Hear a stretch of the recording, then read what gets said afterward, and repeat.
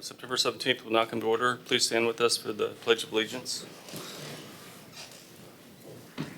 Pledge allegiance to the flag of the United States of America and to the republic for which it stands, one nation, under God, indivisible, with liberty and justice for all.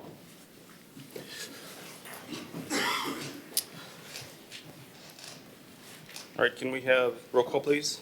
Chairman Williams, Here. Vice Chairman Severs, Here. Secretary Chambers, Member Spidell, Member Richardson, Here. Member Hare, Member Noel Copeland. We have a quorum. Next is approval of minutes from August 21st, 2019. Mr. Severs. And one correction on page 6 of the minutes. It said Vice Chair Severs made a motion to authorize that he can address City Council. My motion, in fact, was a motion to authorize the chairman to appear in his absence. If he chose not to appear, then I, as Vice Chairman, could appear. Okay. All in favor with correction, say aye. Aye. All opposed? All persons who anticipate speaking on any public hearing item must first fill out the oath card contained there on that agenda item. These cards are located on the table near the entrance to council chambers or may be obtained from the recording secretary. This meeting will be conducted in accordance to procedures adopted in Resolution 24-1997. Those speaking in favor of a request will be heard first, those opposed will be heard second, and those who wish to make a public comment on an item will speak third. The applicant may make a brief rebuttal if necessary. A representative from either side may cross-examine a witness. Anyone who speaks is considered a witness. If you have photographs, sketches, or documents you desire the commission to consider, they must be submitted into evidence and will be retained by the city. Please submit such exhibits to the recording secretary. Staff, has all items been properly advertised? Yes. And has anybody on this, I know we've talked about this before, but has anybody on this board had the opportunity to speak to anybody in the public or visit some of the sites coming before us?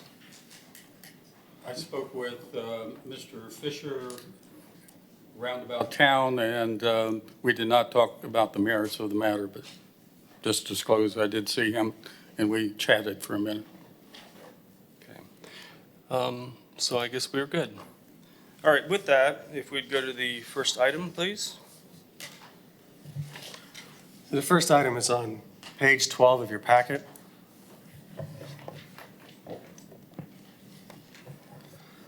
And this is a small-scale amendment, SSA 2-2019, with an address of 2001 South Street, parcel 514.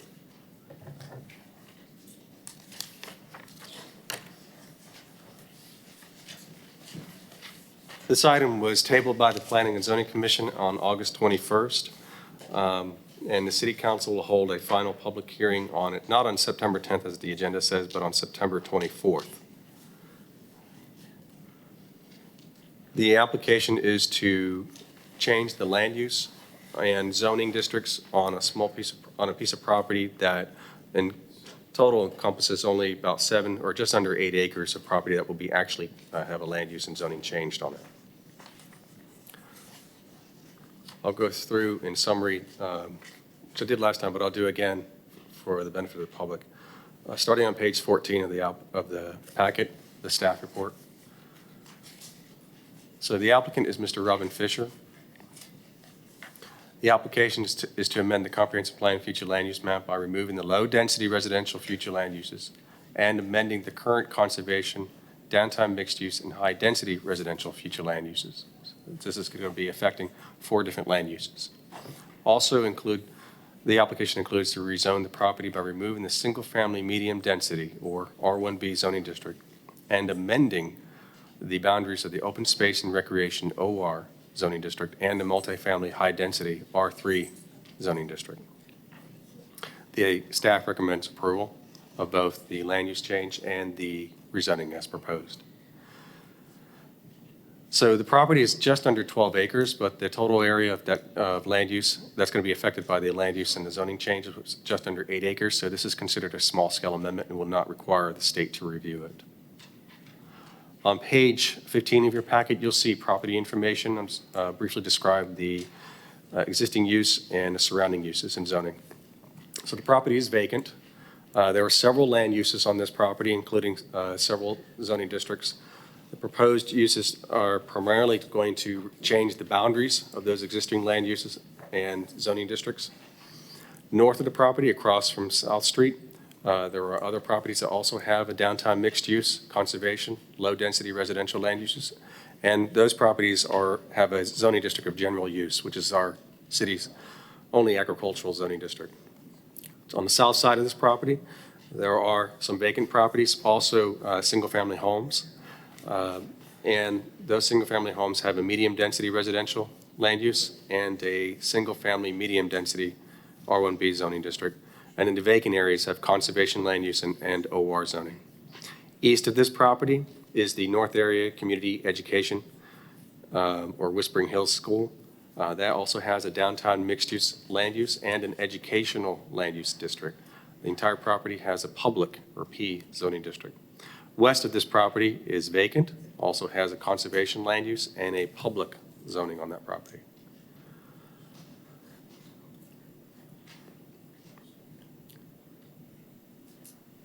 So the land use history, I'll just briefly describe that. In 1966, the subject property was designated as apartments. And this is on page 16 of your packet.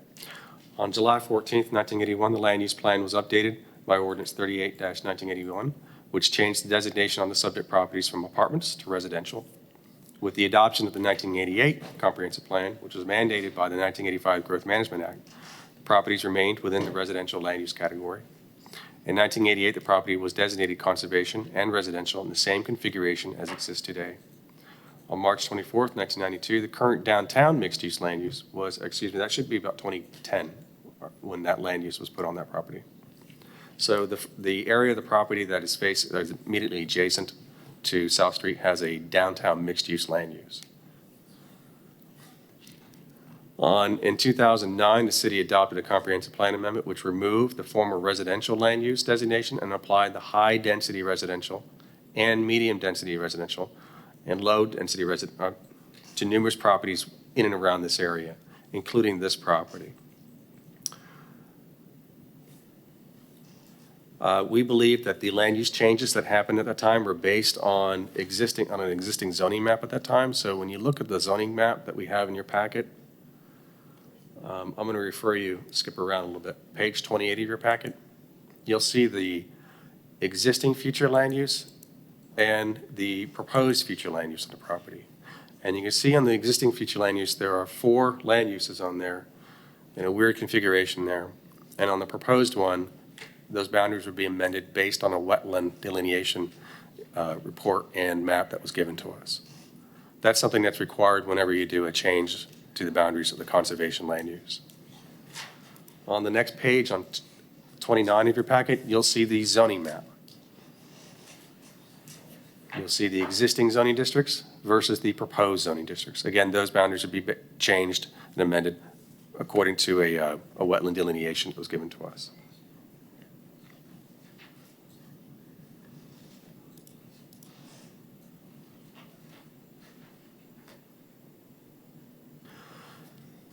So in the zoning history, in 1969, the property was within the R3 unlimited multifamily zoning district, which no longer exists.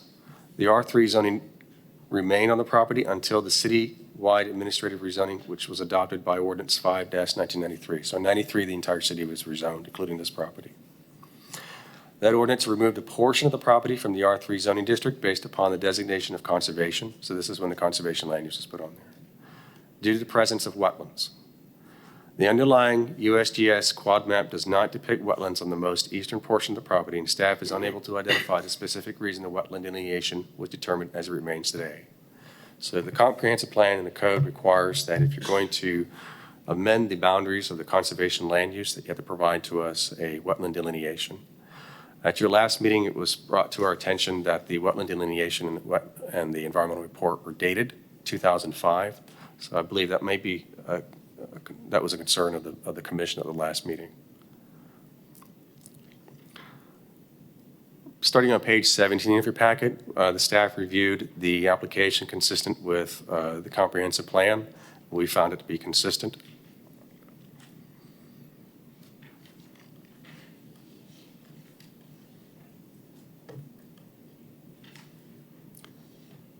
We also did a preliminary concurrency review and found that the proposed or potential maximum density of 99 units on this property is within our concurrency limits, level of service standards.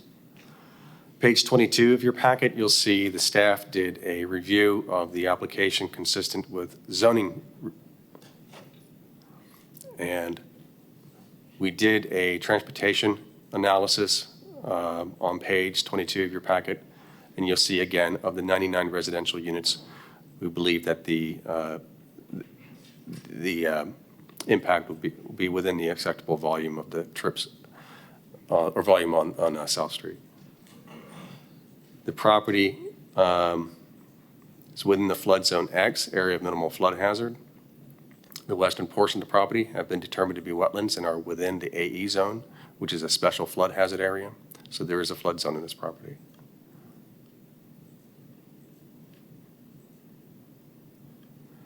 We believe that the application is consistent with the zoning criteria as specified in the code. On page 24 of your packet, you'll see additional requirements for zoning districts consistent with the downtown mixed-use land use. This is unique. The downtown mixed-use land use category acts as an overlay over the north portion of this property.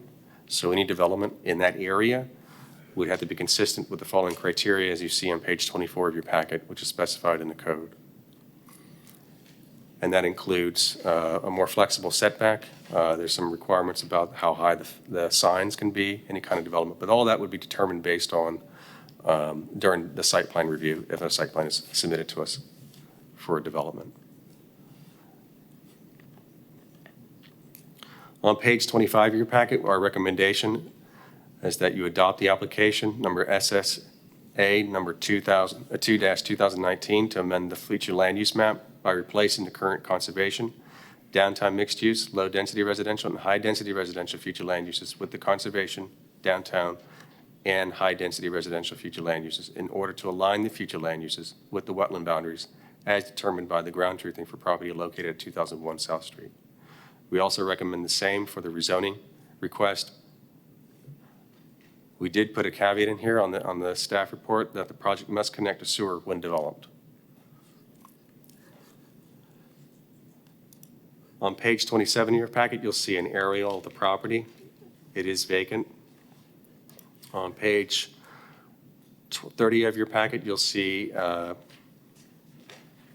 wetlands.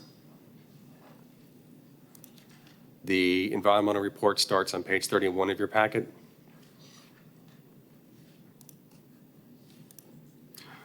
The wetland survey is on page 47 of your packet. So the land use boundaries and the zoning boundaries will be based on this information. On page 48, you'll see the flood zones. And the application starts on page 50 of your packet. The applicant did hold a public meeting on August 30th. In addition to, at your last meeting, the applicant did describe his efforts to try and meet with the neighbors there as well around the property. So with that, I'll try and answer any questions you have. And I know Mr. Fisher, the applicant, is also here to answer any questions. Okay. All right, so let's open this to the public. Mr. Fisher, if you'd like to come up.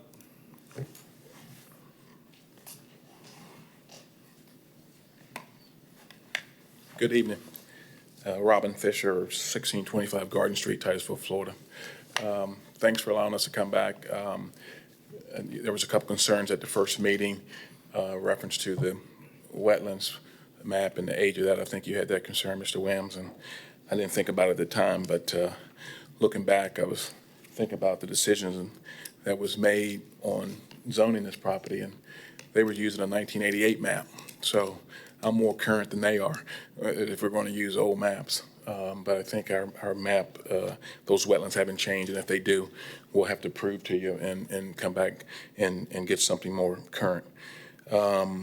We did have another meeting. We were notified prior to the 30th that there was going to be some additional citizens that need to be contacted. I actually got in my car and went around to people mailboxes and put a flyer in their mail, knowing that I could get to them probably quicker than the city could and let them know that we're going to have a meeting on August 30th at the YMCA at 5 o'clock. And we did hold a meeting, and I think there's probably 8 to 10 people there. By the way, this is Mr. Stan Retz, my partner in this deal. The concern that we heard at that meeting was that they were concerned about development on the south side of that property. I assured the people there that we have no intentions of putting any development on the south side of that property. We are concerned about whether or not we would have to do something for utilities or not. We prefer not to, but we want to leave that option open. It would depend on what the engineers say. But that area will stay fairly green. And as you can see, it's only a small sliver of it anyway that's part of this rezoning. We also concerned was, whether there was going to be a road that goes and allow you to enter from the south side. And we will make that as a condition of our zoning, that we will not put a road there for ingress and egress. We understand that there's some concern with flooding in that area. We understand there's some concern with the sewer system that's currently there. And we know that we got to engineer and do what we got to, we'll have to get city approval for anything we do. And we have no intentions of creating any more issues for the residents already down there. So we concur with staff. We think we're correcting an error that was made years ago, and the change administratively changing this property from a R3 zoning to an OR zoning, and we're just here kind of to correct that error. And I'll open it up for any questions if anybody have any. Are there questions of Mr. Fisher? Okay, I see none. Thanks. So as usual, you'll have the opportunity to rebut at the end. Okay, thank you. All right, you have cards on this? Just one other card, which I think was Stan. It's All right, so we'll close this item to the public, bring it back for the board. Ma'am, did you want to speak? Yes, I did. All right, if you'd come up and drop off your card, and then if you come up to the podium.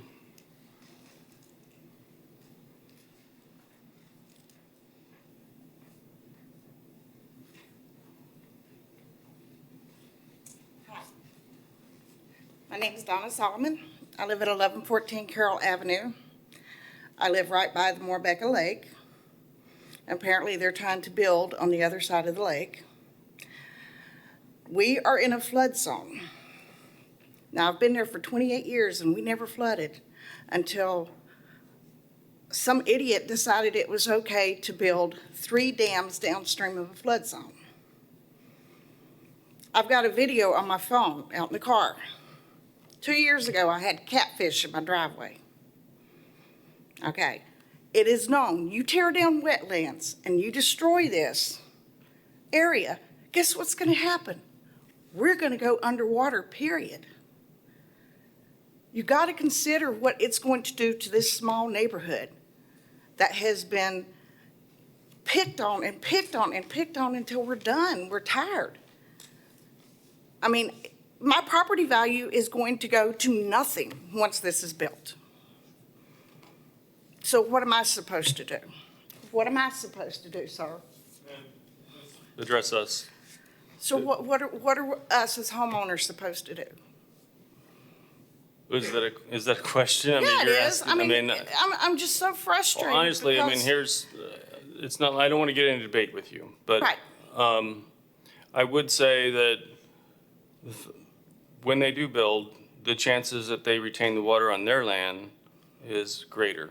I don't think so. It's going to run off into Lake Morebecca. So I'm just saying that's the rules. And we were told because of the dams were there, we would never flood. I've got video of my grandchild feeding catfish in my driveway. I've lived there for 28 years. We did not flood until those dams were built. So you think, and if you do your studies on wetlands, no matter how small they are, once you start destroying them, the impact on that area is flood, erosion. Things are going to get destroyed. Nature, we love our lake. It's going to be destroyed. So you got to take that in consideration. I want my granddaughter to have that lake to look at when she's older. But it's not going to be there if this gets built. My neighborhood's not going to be there. We're going to be a celery farm again. So take that in consideration, please. All right, thank you. All right, and that was the only card? I have a card. Stan, did you have a card on this one? Oh, I did. Isn't it there? 2 cards there? Okay. I have a card. All right, Stan. Okay. My name is Stan Johnson, 860 Poinsett Avenue. I have 3 points to make. But on these points, I want to be classified as an expert on this.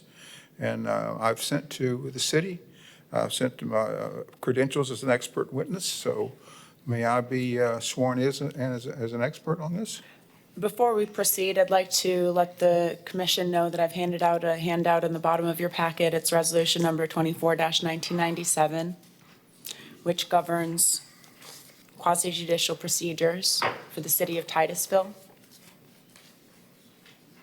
Once you've identified that resolution in your packet, please go ahead to page 9.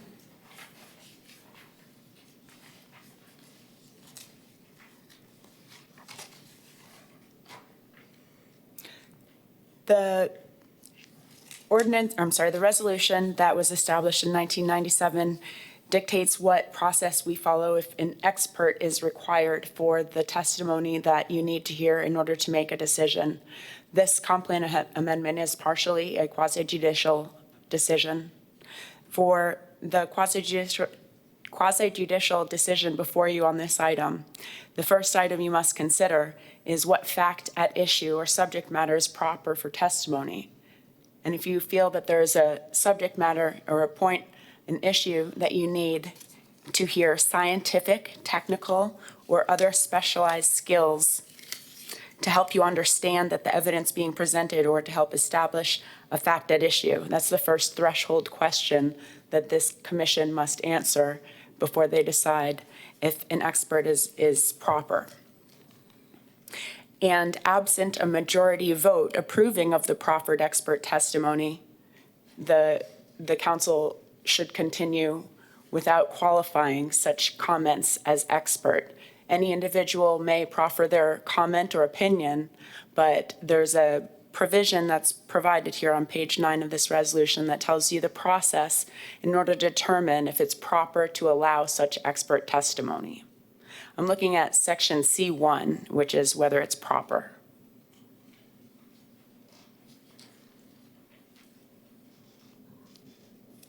So the question again for the commission is what fact at issue or subject matter is proper for testimony from an expert? Typically, expert testimony is provided by the applicant. Has the applicant engaged with you, Mr. Johnston, to provide expert testimony?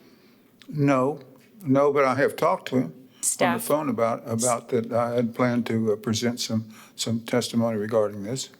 I know that staff has not called you as an expert witness, and so the council, again, will have to vote and by a majority vote if they would like to accept you as an expert. Well, I according to think this that I should procedure. tell them why I'm here, what I'm to testify on, so that they'll know what it's about. What are you proposing to be an expert in? Okay, now, I submitted to you already. I submitted to you my qualifications. Okay, what's this mean? You're speaking to the commission. Oh, I don't talk to you? You're talking to the commission. They're the one who are listening to you. Okay, well, you were talking to me, but I don't talk to you. Is that what it is? Is that the way it works? I'm not the one who's All right, going let's- to be voting. let's Okay, get I back don't on know. In other track. words, she So talks to kinda me, getting, okay. So the question was, What fact at issue or subject matter is proper for testimony? That's the question for the Planning and Zoning Commission to decide based on the individual who's before you and his statements regarding what he wants to testify on. What subject matter or issue is proper for testimony for the item before you? before us. For this particular agenda item. Mr. Severs? I think we need to know or hear from you as far as a proffer, one, what your qualifications are, since the board does not have that information. Number two, we need to know what scientific, technical, or specialized skill that you believe is relevant to this matter All right. that would aid the commission in making its decision. Yes. And until we have that, we have nothing to vote upon. We don't I know believe you whether you're have that. qualified or not qualified, and whether or not the subject matter that you wish to testify to is relevant to the issue before us. I believe it is. So, first of all, is that, have I provided information? I've provided information through email of April the 18th, 2019, and also through email of August the 29th. Can we hold up for a minute? Pardon? Can we hold up for a minute, and why don't we just reestablish this? All right, so I think that as a citizen, he can come up and testify, or not testify, let's just say speak on any agenda item, correct? So, He would be a lay witness. okay, so here's what I suggest, so that we can get past the burden on this, is that you present what you were going to say. If we need expert testimony, what we can do is we can, if the board deems that we want expert testimony and then takes a vote, that your testimony, we can call you back for that. But in the meantime, I think what would satisfy is just give us your position on this, and then we can just move forward. To I think determine that would whether be I'm an an easier expert or way. not? Yes, please In state, other what words- are you proposing to be an expert in? Okay. Is that when I wrote this to you, I would hope that someone has read this. I read what you sent Okay, originally. and now I've underlined, that was on there's only another one item. portion in this letter that I underlined. I said, therefore, when I use the word expert as applied to me, I am declaring that based on my licensure as a professional engineer and a professional land surveyor, and my experiences, that I have some expert information on an issue. Mm-hmm. I'm not saying I'm an expert. I do not like to use the word expert because so many people come up, say they're an expert, they're not.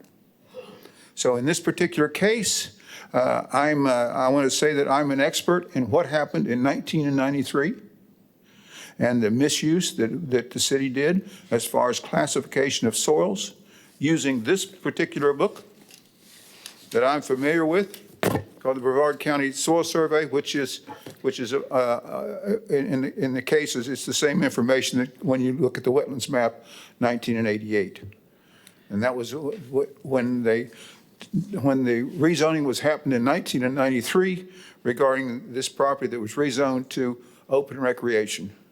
So I wanted to give expert testimony regarding that because I believe that this board, the Planning and Zoning Board, needs to know what happened in this particular case and the possibility of illegal action by the city of Titusville Right, so on this particular issue.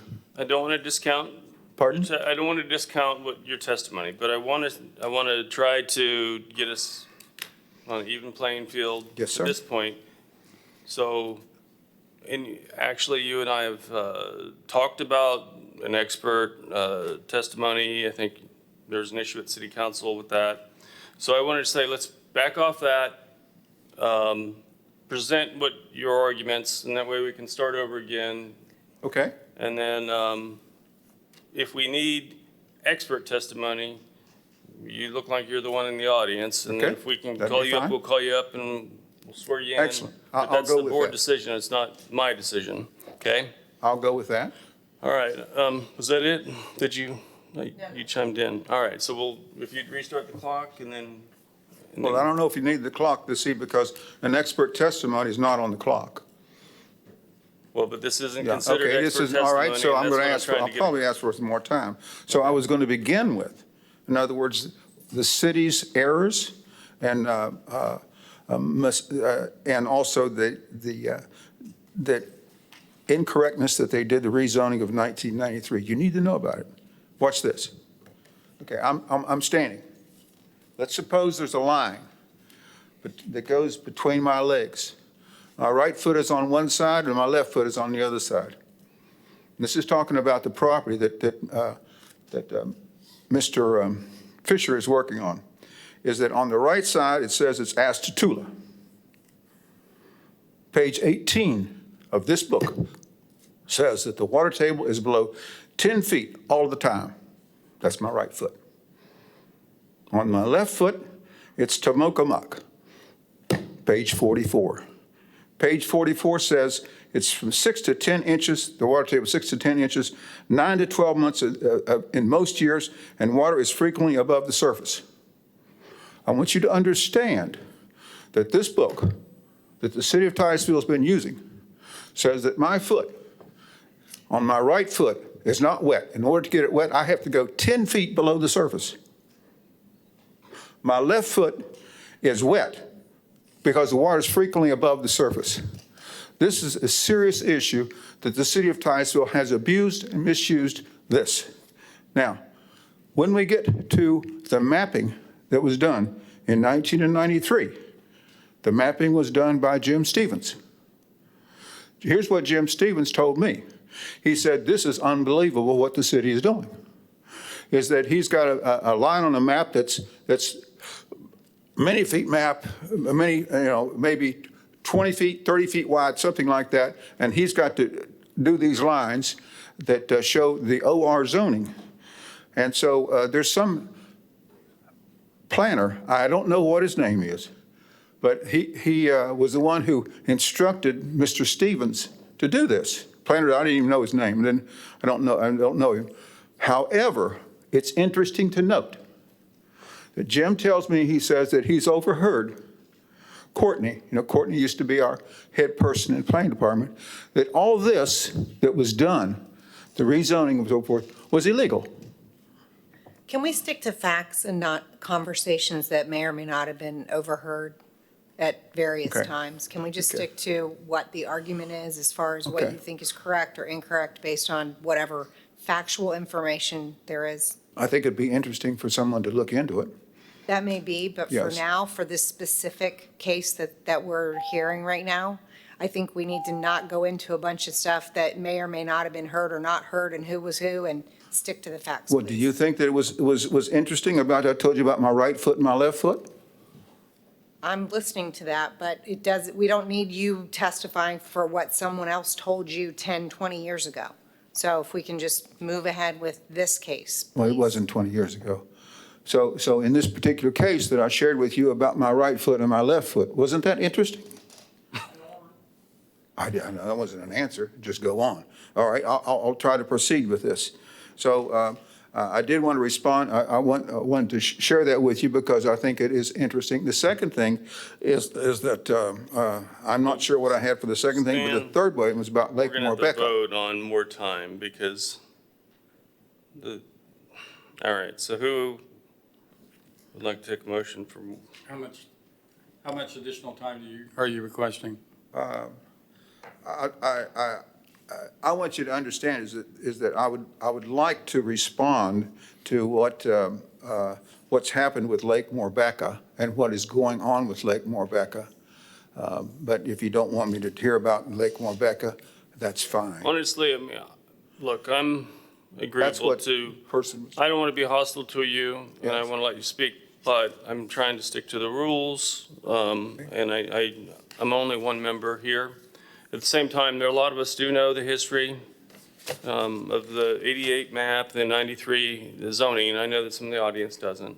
I don't want to discredit what you're saying, nor do I want to dismiss what you're saying. Absolutely not. But the problem is that we're trying to continue to set time limits. Sure. We've gotten away in the past, and so it was requested that I ask staff to put on the timer. And so this is where we're at.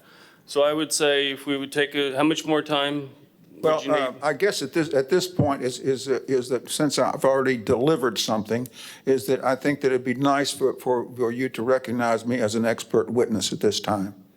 And my Pardon? issue, it's not that I don't feel you're an expert in your field, but that's why I was saying I don't want to address that at this point with we're bringing up 24-1997. So a quicker way around that was to do what I was talking about, was Yes. present it, and then the only difference between that is we're saying, okay, You're not an expert, but we all recognize your past. We recognize your certifications, recognize your degrees. We see that. So if we had follow-up questions, then we would recognize you as an expert and question you. That's really the biggest hurdle we're looking at. Okay, well, But we seem to have gotten stuck on that. well, I think that since I have this, what I believe to be expert knowledge, when I shared to you about this Brevard County soil survey, I think it is very significant what's going on, the misuse of this that the city of Titusville has done, and you should recognize it. You should recognize it Time is coming from an the expert question. who has worked with members of the Brevard County Soil Survey, who've gone on site with the, okay. I'm the last person So that would ever I'm dismiss asking, you. I I'm think I've asking to be been recognized very as an decent. expert. I can't do that without a board vote. We also Okay. have to have a reason for that. So the question on hand is, how much time do you need?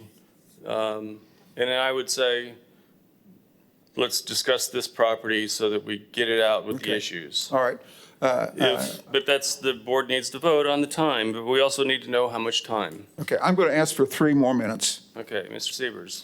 I'll make a motion to allow additional 3 minutes and add to that, the testimony you've given thus far does not fall into the category of expert testimony at all. So, but these are factual things that you're asserting, not opinion based upon qualifications as an expert. And you can continue giving factual information if that's what you desire to do. So my motion to authorize 3 minutes. Is there a second? Second. All in favor, say aye. Aye. All opposed? All right. Thank you for the 3 minutes. Thank you. Okay, I'll try to be brief. Is that this issue that I think you're saying is that I'm just talking about facts and not opinions. I'm not sure where Mr. Seaver is coming from, because I'm presenting to you facts as information that I've been intimately involved with. Get back to Moorbeck and stop mumbling. Go back to Moorbeck. Okay, well, in the situation in Lake Moorbeck, I don't have a lot of comments about because I don't have the time. But we do have a problem there that is still being considered, because there's many residents who say that the water level is higher than what it has been. I've sent information to Kevin Cook recently. He has not had the time yet to respond to that, but that is a particular issue. And in fact, is that I can say is that when the senior center had the 2 additional dams put in, that the water just came up as Mrs. Solomon was talking about. And then they did a modification, a serious modification, but they did not follow up even having the calculations to go with it to say that everything worked. So in other words, when it was permitted through St. John just went ahead and let it go, and did not have the calculations to go with that particular dams that they installed. So that's kind of upsetting. And so I have made recent measurements, and I've sent them to Kevin Cook within the last 60 days. So that's of interest. But I'm still concerned is that I believe that P&Z should recognize is that this planning department and the city of Titusville has been abusing and misusing the wetlands map, which is so far wrong. Now, let me add something else as an expert, is that when you look on those maps and you see where it's zoned OR in this particular property, you'll see that it's, by God, it's high and dry land. It's way off. And that's a serious issue. The city of Titusville has rezoned property to OR that it had no business doing. I'm speaking as an expert, and I'm asking to be, I've got about 30 seconds left. I'm asked to be recognized as an expert on this. The thing is wrong, and it's even proven by his survey. It's way off. In other words, the OR zoning that was established in 1993, it's way off. It's never should have happened. So this, I'm asking to be recognized. I got 13 seconds left. Recognized as an expert witness to tell you this and to emphasize to you that the city has been incredibly wrong. And as far as I'm concerned, I've been told by not only Jim Stevens but other people that it was illegal. So, may I be recognized? Thank you. No, yes, no. All right, that was the last card. Yes, sir. All right, so did you have a rebuttal? Thank you. Just one quick comment.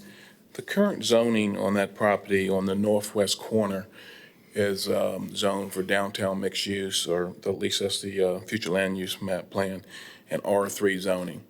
That northwest corner is actually is wetlands, but based on current code, I guess we could develop into that area without going through any zoning change.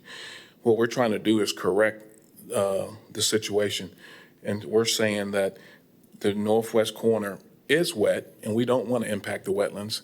We just want to build on the uplands. And so the lady that got up and said, we're going to impact wetlands, that's not true. We're trying to, current zoning will allow us to impact wetlands, and we're trying not to do that. But we do want to be able to build on the uplands part, and currently we can't because we have an OR zoning that was put on uplands that really wasn't wet at all. And so, exactly, and we're mainly concerned with the northern portion of this property. Thanks. Thank you. All right, so we'll close this to the public.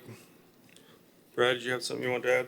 Yeah, Mr. Fisher, I just want to correct you. I think on the map on page 28 of the packet, it shows that the proposed land use change will include that wetland in the northwest corner of the property to be now in the conservation land use. Is that what you were referring to? Currently, no. That's correct. Yes. Okay. Okay. Okay, so we will close it to the public, bring it back before the board. Vice Chairman Severs. A question for staff. On page 48, that appears to show the FEMA flood zone maps, which encompasses a significant portion of the land that's requested to be the comp plan change as well as the rezoning, and would reflect that there is significant portions of this property within the flood zone. Are there any problems with rezoning property that's within the flood zone that we as the Planning and Zoning Commission should be aware of? No, there is not a problem with that, but during the site plan review, there will be, the flood zone will be looked at, and we do have a provision in the code that talks about the maximum density that is allowed to be developed within a flood zone. So it is more restrictive than the zoning, so whichever is more restrictive is what applies. But that would be determined during the site plan stage.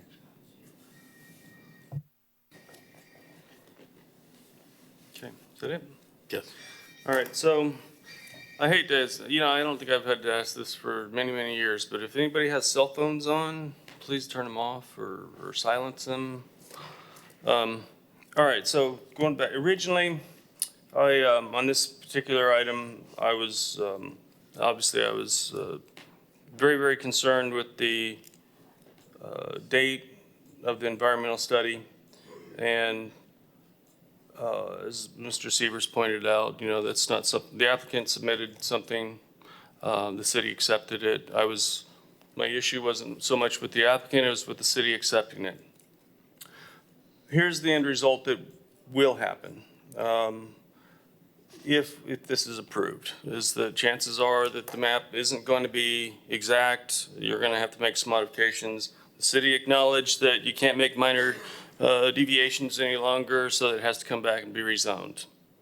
Therefore, I'm looking at this as FEMA, or not FEMA, but St. John's Water Management District was very clear in what they said, was that it's highly probable, it's very, very likely that the environmental study and the wetland delineation that was presented to us will change, meaning that this is going to come back. And it will have to be rezoned, and it will have to be re-advertised, and even though it's whether a foot or 2 feet and that was one of my concerns, is there becomes another burden. But that aside, I agree that you can't punish the applicant for this. But I do believe that as a board, we need to come in and say, this is, I mean, for me, I won't want to entertain another application with something that FEMA, or not FEMA, I keep on bringing up FEMA's because I have the FEMA map in front of me, that St. John's Water Management wouldn't approve. And in part, that's by the city's own logic. You said that you didn't want to make codes redundant. You wanted to depend upon state codes. And I'm taking that as, there's another phone. And that's one of ours, isn't it? But I wanted to, St. John's Water Management District is no different, you know. If they have certain rules, we should be following them. It is, if we know that it is not going to get past the city, and it's going to have to go to St. John's Water Management District for approval, and they're going to say, well, we want an environmental study and we want another delineation, then all this is, it's going to have to be redone, but it can go forward and then they can move forward until we have to have it redone again.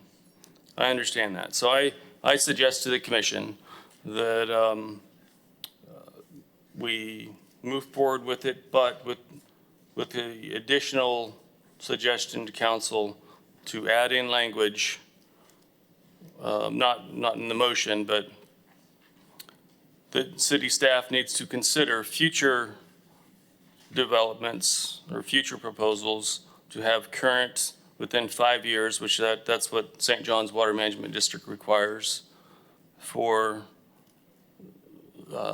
delineation maps. Other than that, so to answer some of the questions on people that came up, I do think that this, the wetlands won't be as impacted. I think the residents beside there will have, the water will have to be on the property according to their own codes. They're going to have to create stormwater on this land. Like I've said before, you know, people have a right to develop their land, and I can't take that right away from them. So, Member Noel Copeland.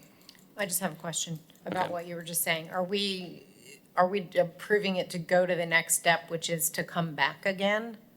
It will, according to what St. John's Water Management District said, is that when they go through and they relook at it, they will reject it, and then they will have to do another delineation. But we have to approve it in order for it to go to the step for them to kick it back? Well, okay, so. I just want to make sure I understand, what is it we're approving if we know that they're going to deny it? We're approving the last known environmental study. We're approving the small scale amendment. We're approving the future land use map and the zoning change. We're approving this. But then when it goes to the next step, they're going to send it back and we'll have to do it all over again? Is that? Don't know. That's the whole thing. I'm not an expert at this, and I can't, it's kind of a gamble. According to what they're I thought you telling were me, saying that was what was going to happen. That's what what they- was confusing. I'm not the expert, and so nor am I trying to give expert testimony on this. But this is, I'm just telling you what I was told. And that was my issue with the city staff accepting such an old report. But like I said, this report is more current. It is, actually, it looks like it matches the FEMA flood zone map exactly.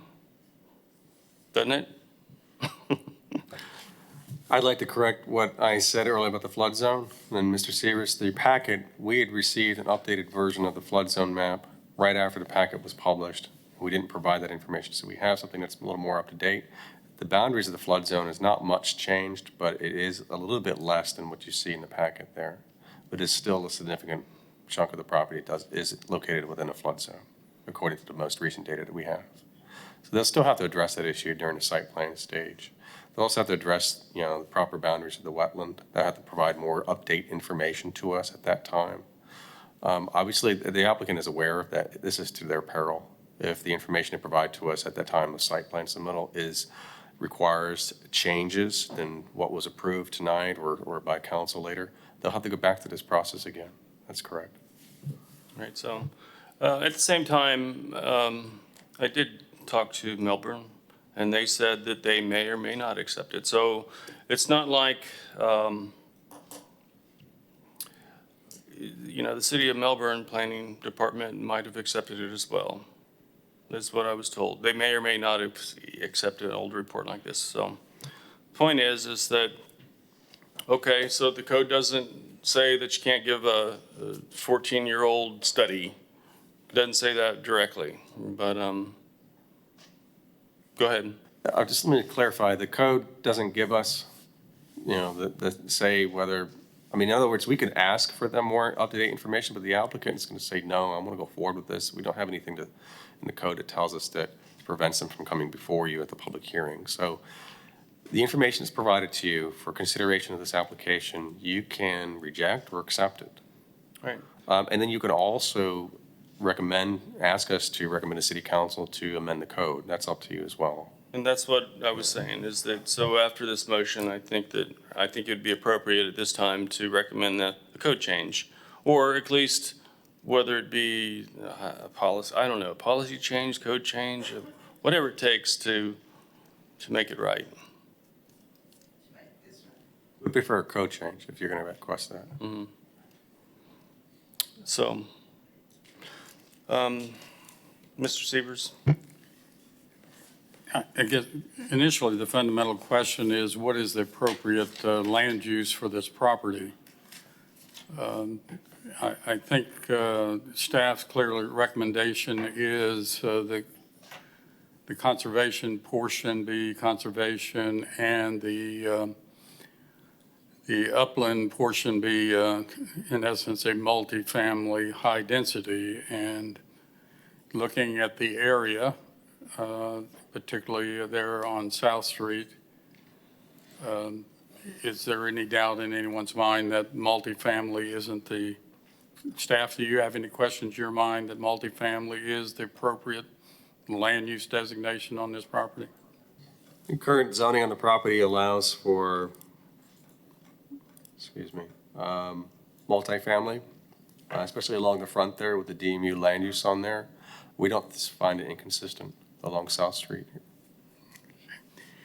In addition, I want to restate policy 1.16.2 of our existing comprehensive plan.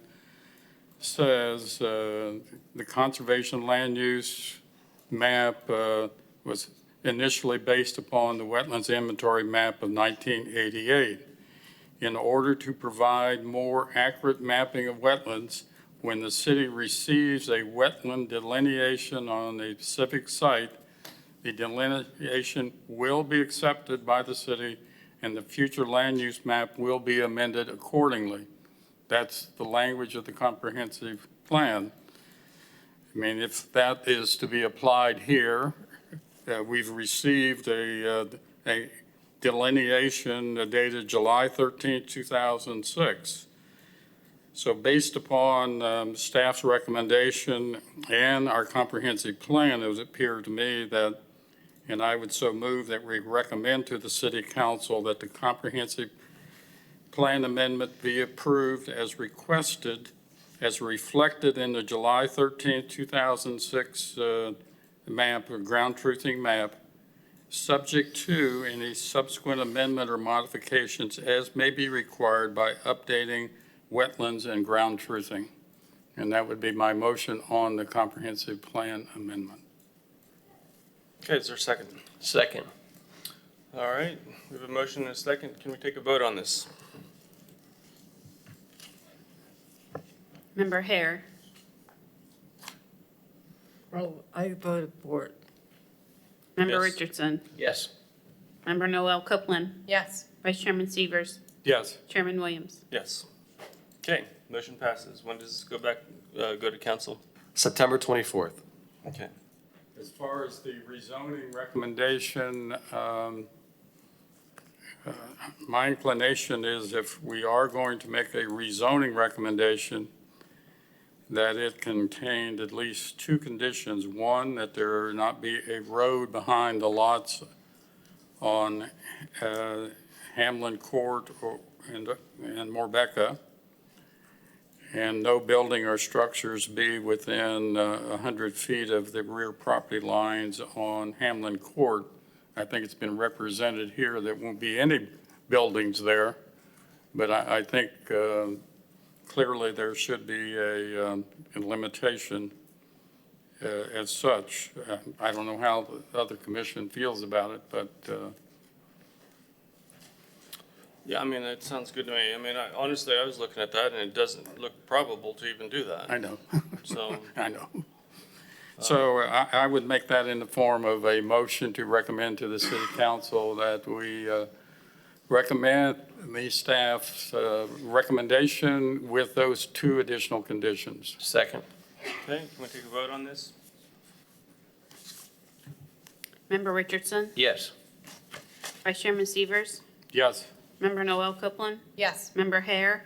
Yes. Chairman Williams? Yes. Okay, zoning passes. All right. And then my last item, so that's the wraps that one up.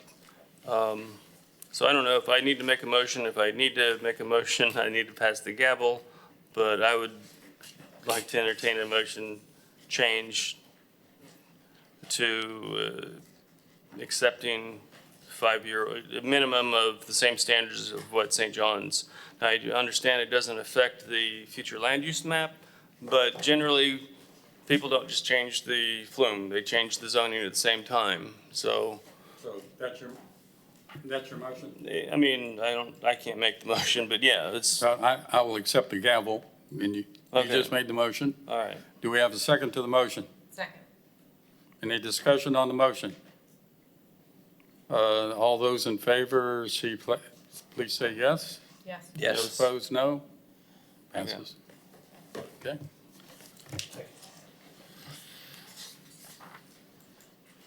All right, next item, please. The next item is on page 57 of your packet, and this is for rezoning number 2-219, whole 9 yards.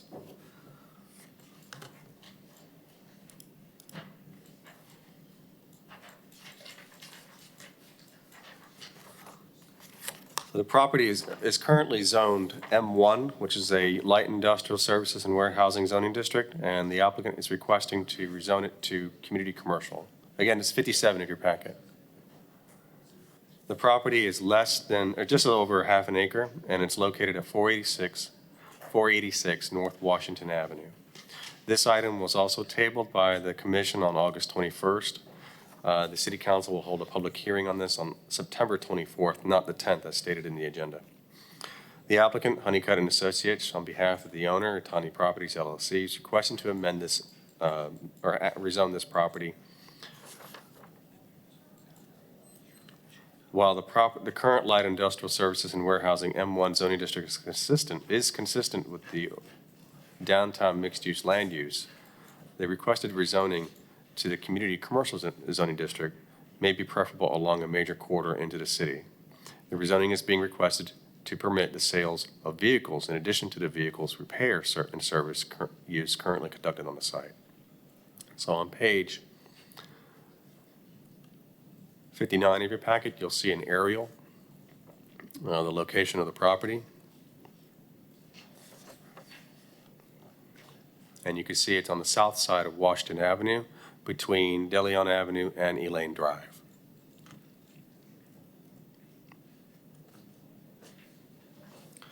On page 60 of your packet is the staff report. This application does not include a land use change. The land use, again, is downtown mixed use, and again, it operates as an overlay on top of this property. So there are additional criteria on this property. Page 61 of your packet, I'll briefly describe the use and surrounding uses. So the property is currently being used as a garage, an auto body, and auto paint shop. Again, the land use is downtown mixed use. The zoning is light industrial services and warehousing, M1, and the request is only to change it to community commercial in order to allow auto sales on the property. The surrounding uses, the property to the north is a mobile home park and vacant land with also downtown mixed use land use. There are several zoning districts on the north side of Washington, which across the street from this property, including community commercial, the M1 light industrial, and RMH2, which is a residential manufactured housing park. On the south side of this property is also an auto repair and automobile storage use, also the downtown land use, light industrial services, and warehousing M1 on the south side of this property. East of this property is vehicle sales and services, also the downtown land use, and with the zoning of community commercial. So there is community commercial on the east side adjacent to it. And west of this property is being used for a medical office building, also a downtown mixed-use land use with office professional as the zoning district. The property has approximately 150 feet of frontage on US 1, which is an arterial street. According to the city's records, a building permit was issued for a garage on the subject property in 1974. I'm on page 62 of the packet. For some period between 1962 and 74, the property was zoned single-family residential, although staff was unable to locate records to confirm the date and rationale for this designation. Subsequent to the issuance of the building permit for the garage, which was issued in 1974 in error, the property was rezoned to commercial in 1975. There are currently several buildings on the site, including a 4,800 square foot metal building, 1,200 square foot building, and several smaller buildings at the rear of the main building. The requested use is not out of character with the area, which includes vehicle sales and services to the east across the Lane Drive from the subject property, as well as automotive-related businesses to the south. If the rezoning is adopted, then a site permit will be required to account for parking and display of vehicles prior to the issuance of a business tax receipt for the sale of vehicles. So once the rezoning happens, they can't just go ahead and display vehicles in there. They do have to go through a process. In order to get a BTR, which is a business tax receipt for the city, that would probably require some kind of site permit, some kind of improvement, identifying the location of where the sale of vehicles will be. So there may be some improvements that will be necessary on the property in order to accommodate the sale of vehicles, in addition to what they're doing already. On page 62, on the bottom there, there's some history, bullet point history of the rezoning and other actions on this property, which I've already described. Page 63 of the packet, we reviewed the application consistent with the comprehensive plan. We find the rezoning to be consistent with the downtown mixed-use land use district.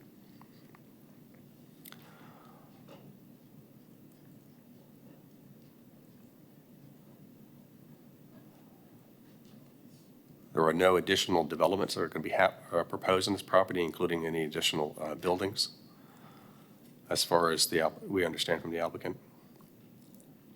On page 66, we do review the application consistent with the comprehensive plan outside, in addition to the downtown mixed-use land use, whether there's adequate existing improved streets, and public facilities, and other services to serve the site.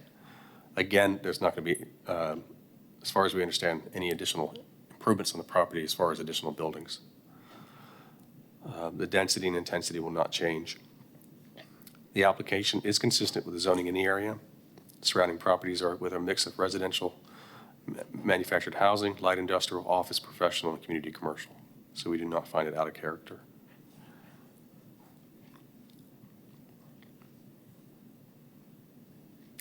And so on page 68, I'm just going to briefly describe here, one of the criteria we had to review. There are substantial reasons why the property cannot be used in the existing zoning district. In the M1 zoning district, repair and service of vehicles is a primary use, and the sale of vehicles is prohibited. The applicant is requesting a rezoning to community commercial to allow the sale of vehicles. In the CC zoning district, the repair and service and sale of vehicles are permitted uses. If the zoning request is approved, then a site permit will be required.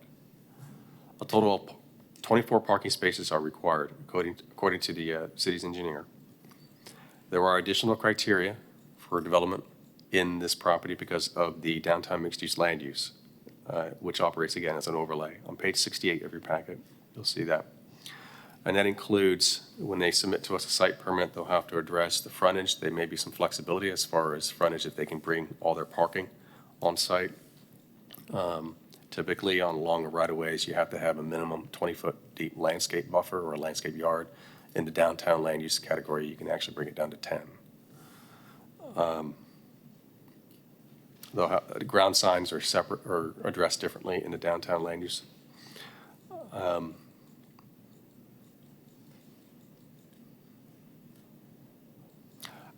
So I do want to mention here, in the CC zoning district, outdoor retail sales and display may be permitted as a condition of use within the DMU land use district. In this case, though, proposed use is automobile sales. Any other type of outdoor sale and display will require conditional use permit. So automobile sales is permitted, but any other type of outdoor display require a conditional use permit. Outdoor storage is permitted in the rear and interior side area, provided this area is enclosed with a 6-foot-high opaque screen and no items so stored are visible over the enclosure or opaque fence. That's a criteria in this area. Okay, so on page 70 of your packet, the staff recommends approval of the rezoning request from the Light and Manufacturing Services and Warehousing M1 zoning district to the Community Commercial zoning district. On page 71 of your packet, you'll see the existing land use map.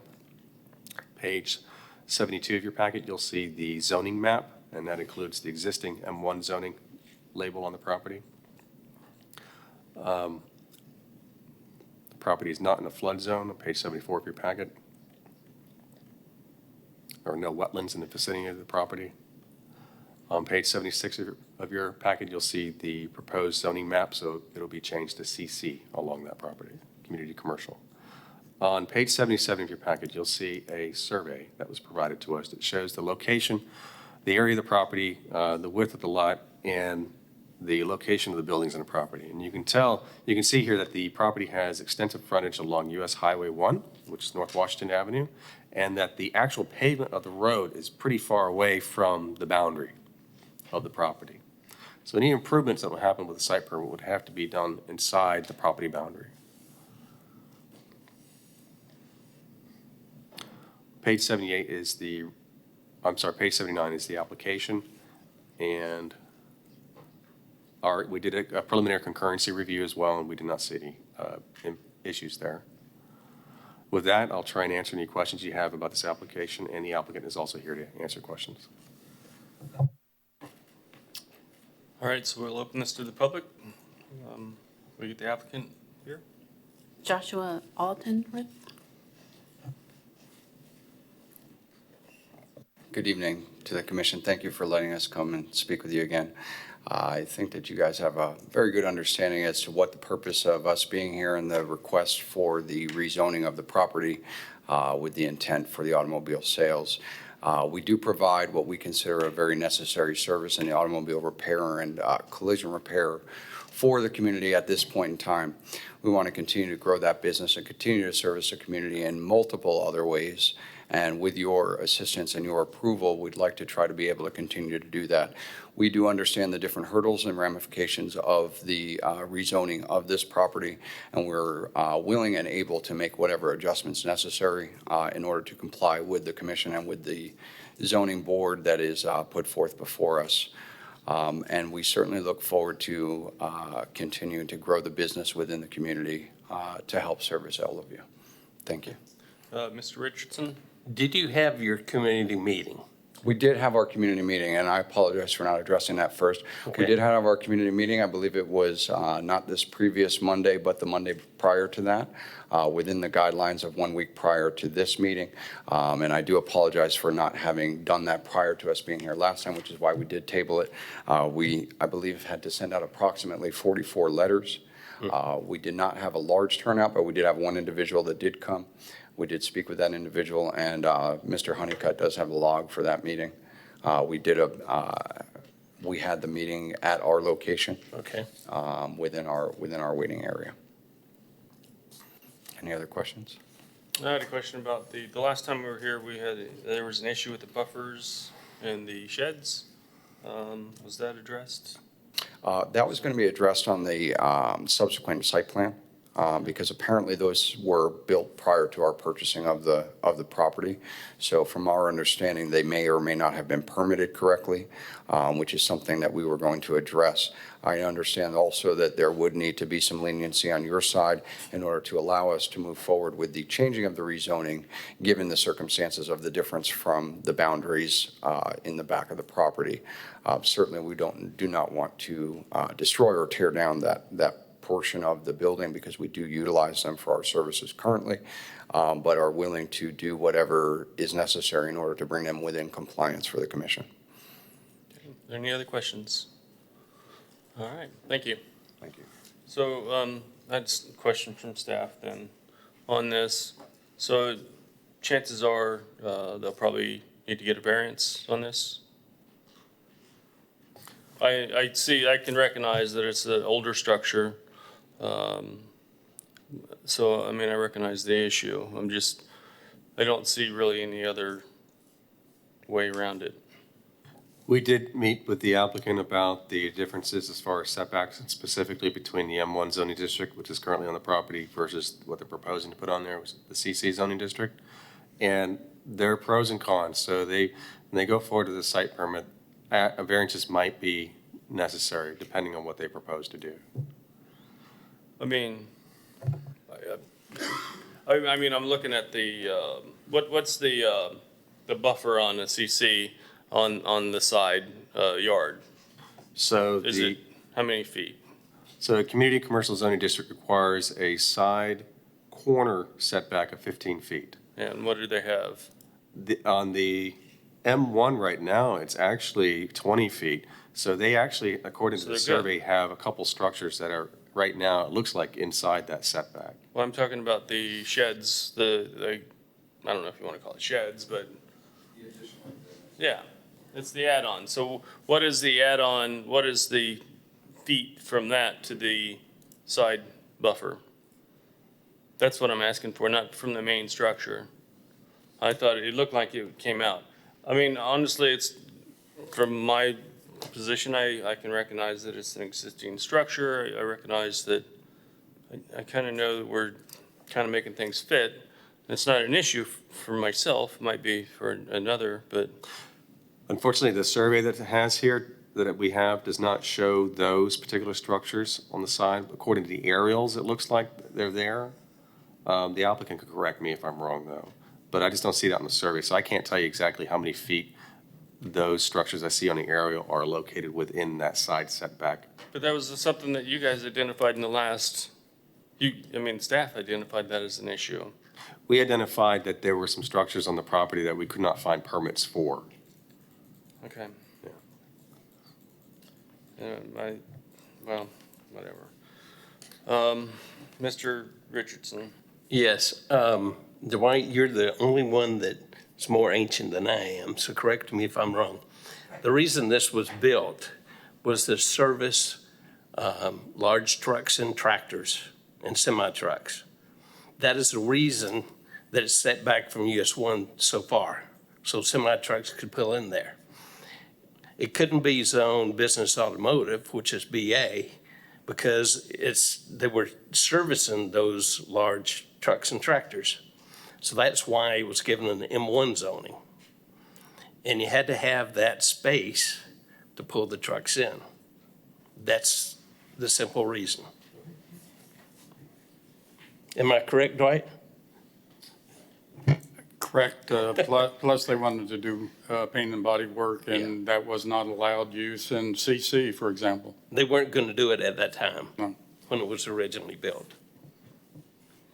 So on the front part of the property, I've always thought that it goes out to the road. What is that all? How is the very, very front to the US 1? It seems like it cuts off, and there's just the way the map looks. Does it make it look like it's cut off? And I would have thought that that piece of property would go farther out than, or is it just? Yeah, well, I'm looking at just any of them, page 71. And then when you see Space Coast, Yamaha dealership, which is right next to them. And if you look at that piece of property, is all of that like easement, and that's why it's not considered part of, I don't know if it's not even easement, it can't be easement, but is that whole frontage on both those properties? Why is that like that on the map? I'm assuming you're asking why is the right-of-way that AFDOT maintains so wide? So, yeah, on those, it's. Yeah, that's state-owned property, so I'm not sure I can answer why that is. It seems awkward, which I recognize that Herb Daniels, they end up using that portion of it, but It just, I had no idea that that's the actual footprint of the map. But okay. All right, next card, please. Rodney Honeycutt?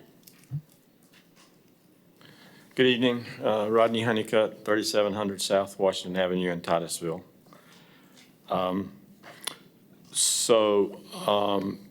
The structure, I guess that staff has said is on the west side of the building, that may not be within the setback is actually just a tarp that's up to protect anyone from the sun that's doing detailing work, because there's a detailing building there. And so in community commercial and in the M1 zone, the side setbacks and the front setbacks are all within those limits. There was a small structure or two or add-on to the existing building in the rear. In researching city records, there was never anything found where they were permitted. And then this property was part of the property to the rear of it. And so sometime it was split many years ago, and then when Whole Nine Yards purchased it, they just got in existing condition. And that's not an accessory structure. It was actually built into the existing structure, and they're concrete. And so that's the only issue. I've asked staff a couple times how that affects our rezoning. They're kind of now in a non-conforming M1. Will we be on non-conforming CC when we rezone? We expect to be that, and just resubmit a site plan required for a change of use. And so we're going through the rezoning to allow the automobile sales, continued repairs, and then the next step before they can get their, I think it's called a business tax now, is we have to submit that plan. And so we have worked on it enough to feel that we can make things work. My calculations were 21 parking spaces. I think I heard Brad say 24. So with the 21, I know it works, and has our display area that they would like. The covered area on the west side of the property where they're in the shade for detailing, that's something that can come down if it needs to. We find out in the site plan. But it is convenient that you don't have to detail that in the sun. So does anybody have any questions that we might could help with? Member Noel Copeland. So if I look at the red box around the aerial picture, there's a lot of what looks like driveway parking area that's outside of that box. For the auto sales, would the parking spaces for the sales have to be within that red box? Or are they gonna bleed out into those long driveways over to US 1? Our change of use plan will show that all the parking, the display area will be on site. And there's a large DOT right-of-way or abnormal DOT right-of-way distance from their property line to where you would think the right-of-way was. I've often thought that maybe those two properties were like that because of the bridge over the railroad. They might have had some other ideas or might have previously been different, but it's just the way it is, and they have to work with inside their property. It looks like when you drive by there, they probably got an acre, but they've got 0.6 of an acre. So will there still be parking enough on the property once there's parking for sale cars? There will be customer parking as well? Yes, I feel that we have spaces for 21, including some small display area for them, yes.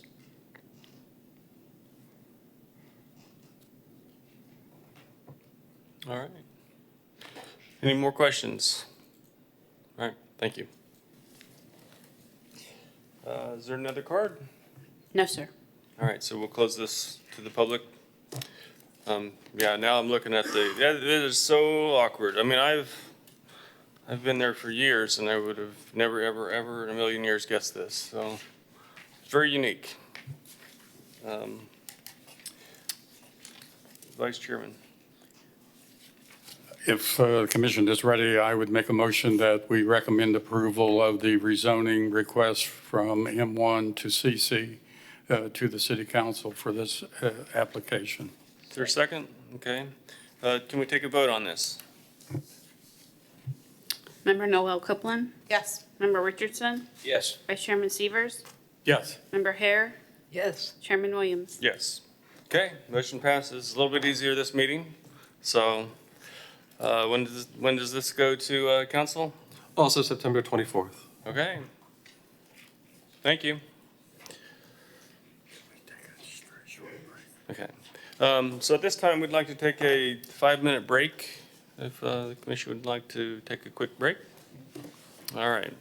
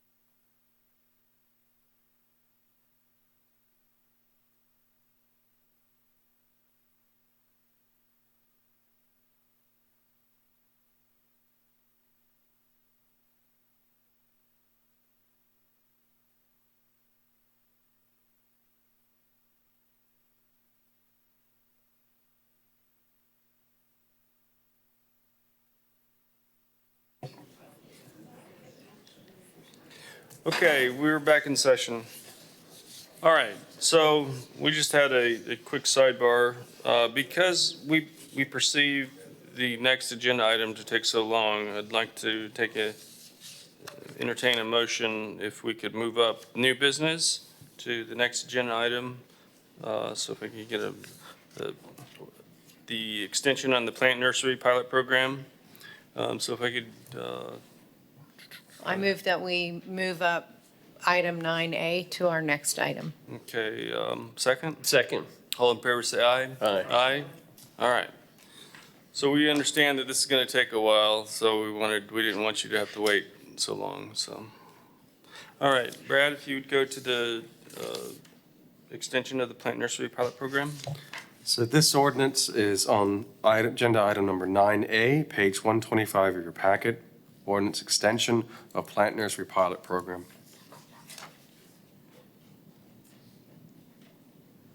So ordinance number 37-2018, adopted in 2018, created the plant nursery pilot program. It was adopted on August 28th of that year and will sunset on September 28th of this year, unless otherwise extended by City Council. On June 11th, 2019, Council discussed extending the pilot program and approved advisability to extend the program an additional 12 months until September 28th, 2020. And if you recall, this is the ordinance. It starts on page 127 of your packet. This is the ordinance that allows plant nurseries as a pilot program inside the community commercial zoning district with certain conditions. And those conditions start on page 128. So it's paragraph D on page 128. You'll see all the conditions of this program. Plant nursery pilot program. Plant nurseries may be permitted in the CC zoning district provided they meet the following conditions: notarized owner authorization, prior issuance of a business tax receipt, permanent building is not required. All provisions of Florida Building Code shall be met. Outdoor storage of bulk materials such as mulch, dirt, rock, etc. is not permitted. Outdoor storage of packaged materials shall be covered with and be limited to a footprint of no more than 25 feet. Have stabilized parking is not required. Dimensional sketch is required to depict display areas, and so on. And so I believe that the conditions continue on page 129. I believe the conditions have been adhered to by, from what I understand, only one applicant who's utilized this program. And so with your recommendation, City Council will consider extending this another year.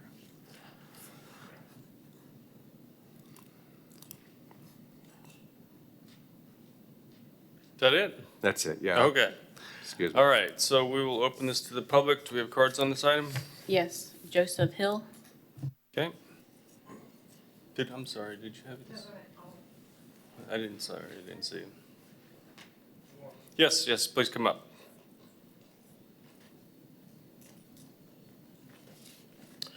My name's Joe Hill, live here in Titusville, and I'm in favor of this. I was in favor of it a year ago. I'm surprised you're not recommending we go ahead and implement this into the code. If that was going to be a year, I was kind of expecting it to go ahead and go. I have some community commercial property. I'd love to have a nursery on it, but the city says I can't. So I've been watching this very closely with that in mind, but I don't know if there was a problem, why it can't be implemented or whatever. But I don't see a reason why you can't grow plants in community commercial. I don't know what the problem is anyway. So I would recommend you go ahead and even consider making a permanent change. Okay.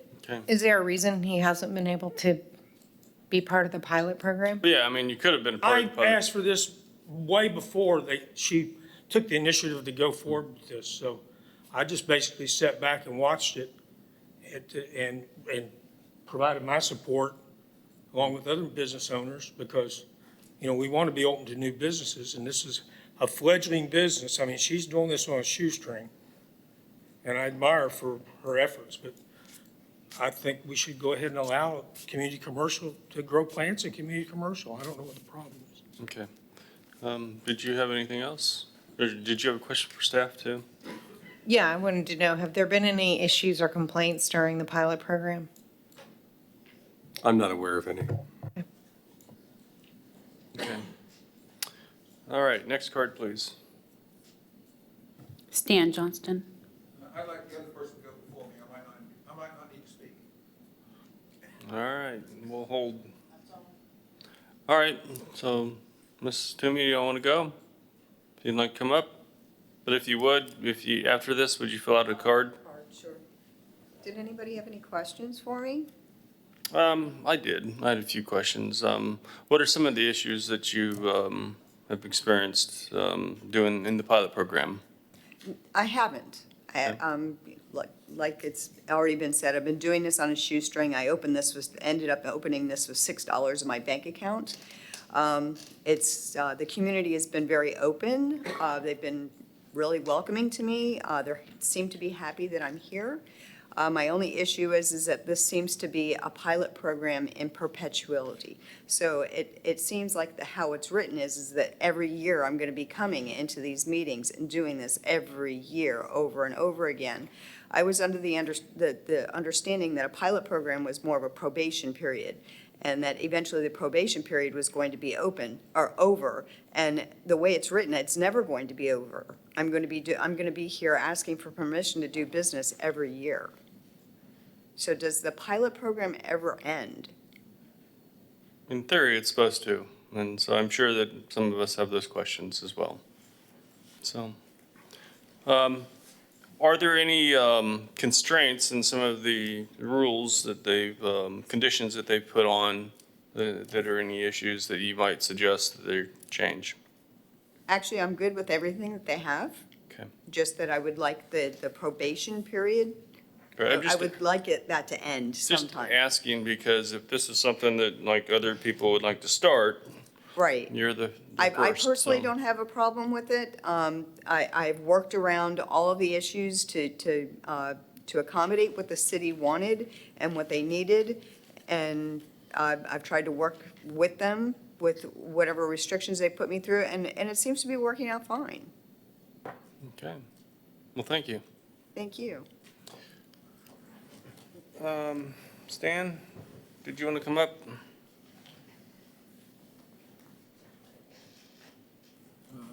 Stan Johnson, 860 Poinsett Avenue. I just wanted to say, and I support Patricia and what she had to share. Thank you. Thank you. All right, so we'll close it to the public.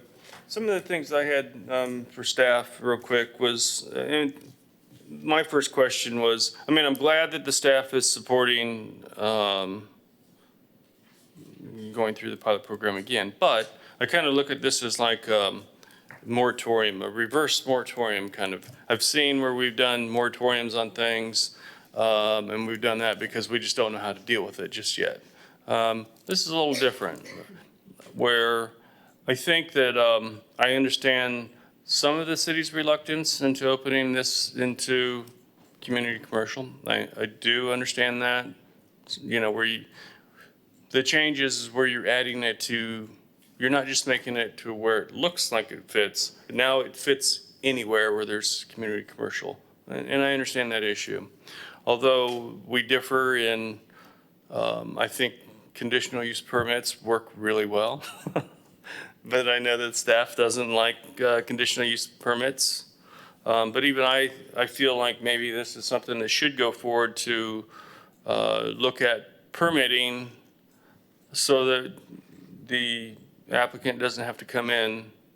Well, it's not an applicant, but she's not going to have to come in every single year to make sure that her business isn't taken away from her through code change. So I think that maybe, in my opinion, we should request on modification to make this more permanent or some creative way to allow for it. And then my last thing that I want to get into is, and I believe that this is on the county level, but years ago, there's a nursery off of 405. And I'm pretty sure that was county. And then you'd always see a silver trailer. Are you familiar with where I'm talking about? You know where Summerhill is? Twigs and berries. Twigs and berries, okay. So, the obvious twigs and berries, this is horrible, but, so, and you're making me, so, I imagine that that's in the county, and that's why that's able to be there. If you can, I believe they were originally where she is. Right, so Twigs and Berries was moved from 405 to the space that I'm now accommodating. Okay. And the city gave them exception to Okay. that space. And that was originally why I was approved for that space, is because Twigs and Berries had it. And then as soon as I got my application done, they said, no, I wasn't zoned for it Okay. suddenly. So then I had to go through this whole process. So. I remember, I just didn't know that it was Twigs and Berries. Yeah, So- it's a strange, yeah. So, my issue is that if that was county, what is the county doing different? A lot of times we look at other jurisdictions. If the county is saying that something like this can go in without permanent facilities, maybe we should look at the county's language and try to adopt something more permanent. So that's. Yeah, because I worked for him out on 405. He not only didn't have a building, he didn't have a bathroom, he had 0 facilities. Yeah. Even as an employee, we had 0 facilities. So I have facilities available to me. We have parking, it's in my lease. We have the restroom, it's in my lease. I do provide some shade, and I do provide free water for people. So, I've accommodated for the heat and for anything else that's out there. I'm willing to do whatever is necessary, but I really need this pilot / probationary period to somewhere have an end. I don't know of any other business that's having to do this besides me. So do we have a clue when this might end? It would be up to council. And we've only I've only seen a handful of pilot programs ever, so it's not something that's common. Am I wrong, And Mr. Severs? do they ever stop? Yeah, eventually they're supposed to, well, you have a sunset provision in there, but generally, within so long, it's either you adopt it or you sunset it. You just let it expire out. If it's not working, you let it sunset out. Obviously, city staff is saying, okay, it's working, let's try it another year. So I can't answer for them, but obviously the answer is kind of in the agenda here. So it doesn't seem like they're absolutely opposed to it.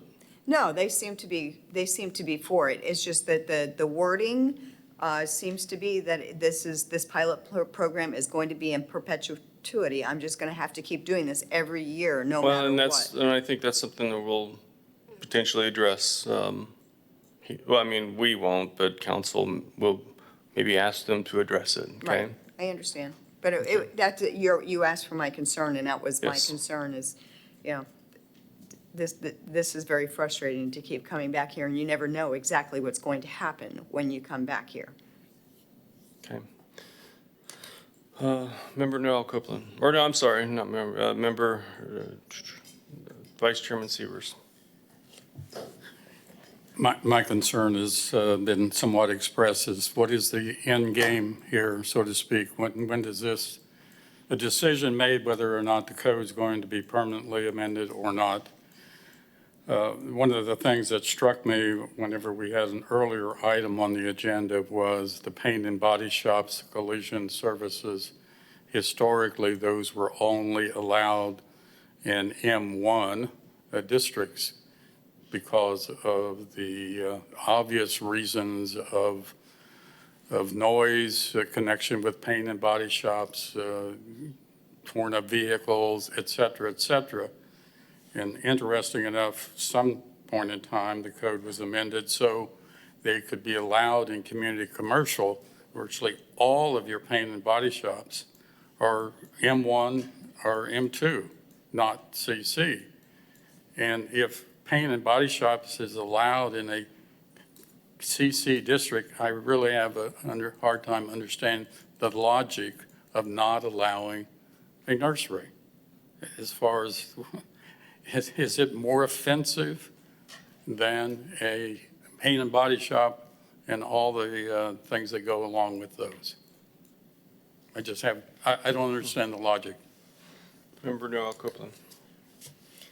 So it sounds like there are other members of the community that are watching this and saying they might be interested in getting into a similar business, but probably one of the issues is the short-term aspect of it, and not knowing if you want to invest in this business, if it's going to go away.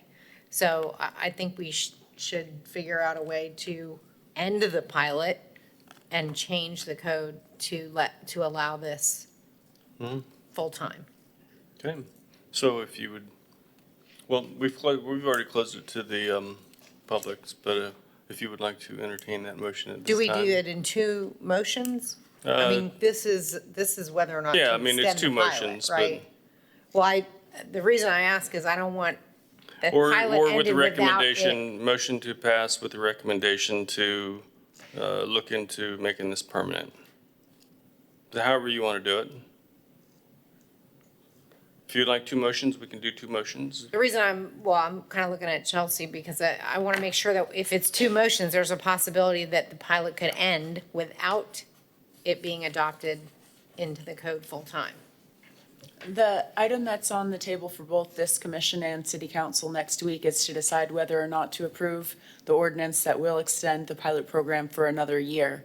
And within your motion, staff could accept the recommendation to also create another ordinance that would make it a final program, but that would, you could truly make two motions or one, depending on whether or not you do not want to approve this as a pilot temporary program. I don't know if staff can comment on the expiration of the existing program and when that 12-month period ends. If that's already been stated, sorry, I missed it. Yeah, it'll extend September 28th of this year, or expire September 28th of this year. And so to close that gap, you would want to recommend the approval Yeah. of this ordinance rather than tabling it or recommending a change based on the way it was advertised. Okay. But that motion could be contained within the motion to approve this or separately. It's up to you. Okay. So I move that we approve the extension until such time as this can be made into a permanent code change. Okay. Is there a second? Second. Can we take a vote on this? Vice Chairman Severs? Yes. Member Hare? Yes. Member Noel Copeland? Yes. Member Richardson? Yes. Chairman Williams? Yes. All right. All right, when does this go before council? I believe September 24th as well. Okay, so make your case.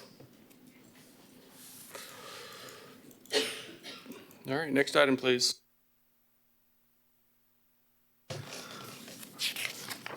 The next item, going back to the original agenda, is item 8C on page 85 of your packet. And this is ordinance relating to retention in the area of critical concern.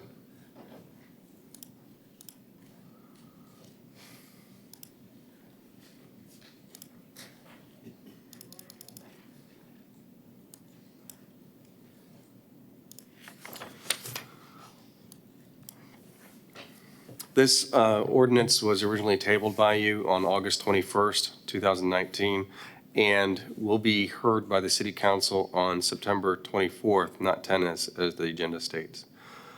On May 28th this year, upon request by a citizen, the city council approved advisability for staff to review and clarify policy language in the land development regulations, specifically section 30-207, area of critical concern performance. The city requested Barnes, Ferland, and Associates provide a desktop analysis and professional opinion regarding the proposed amendment. The conclusion of the report attached in this packet found in section 6, conclusions state in part that BFA concurs with the proposed amendment to the area of critical concern code section 30-207, paragraph 2C, retention and discharge requirements. The ordinance starts on page 87 of your packet. The specific change to the code is to, again, 30-207, paragraph A, 2C, and that is on page 88 of your packet, and you'll see in strike through underline the language that's being stricken through here and changed.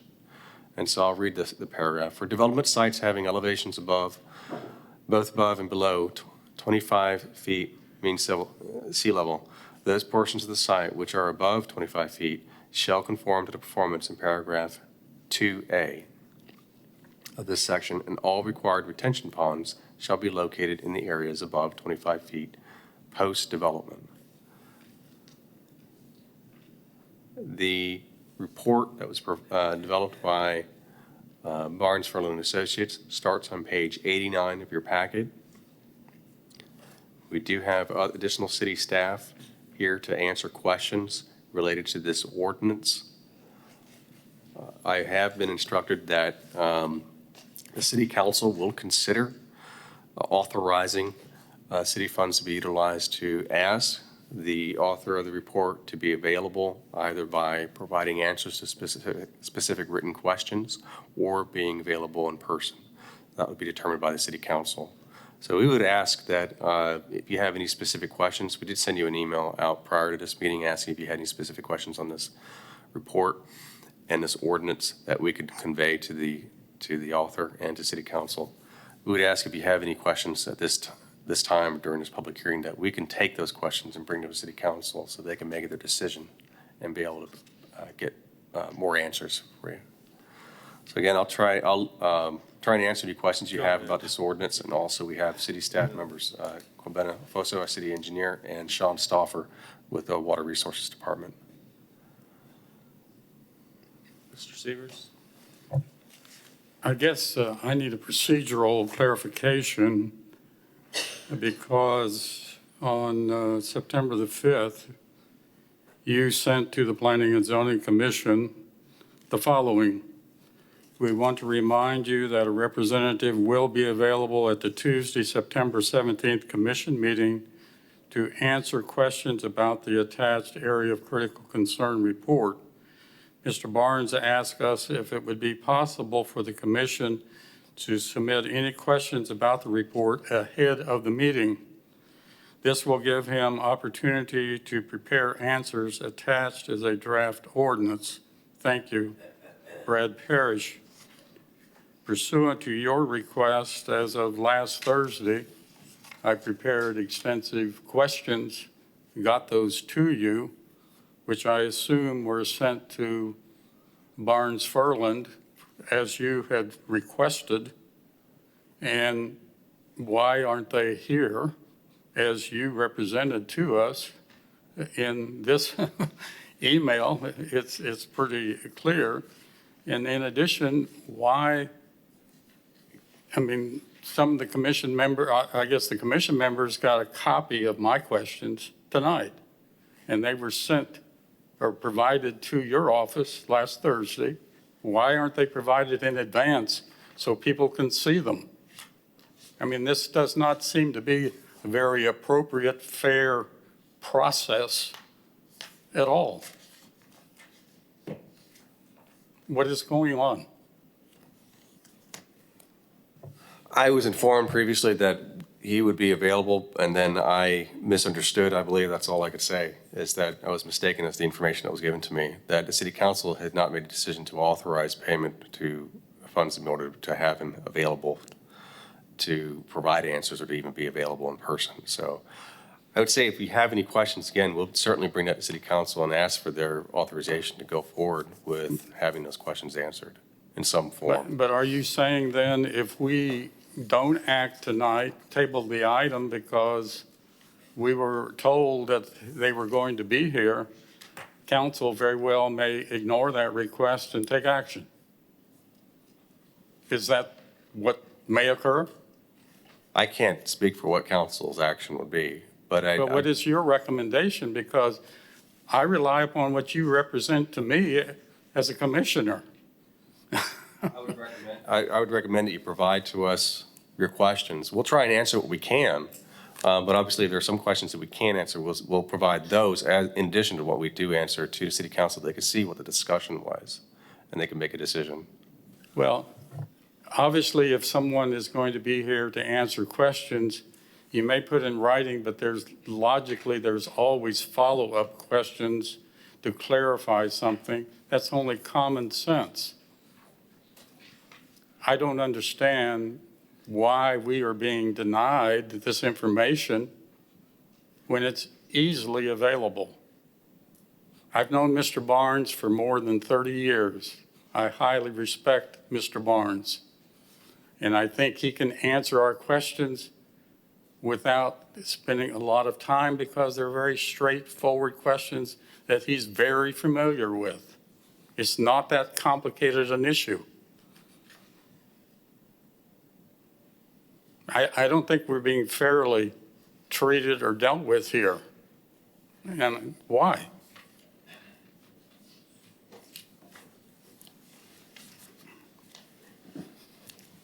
All right, so, is there something? So, and I gotta admit, so when I'm saying this, it does put us in a bit of a predicament because on one hand, yes, he did exactly what was asked.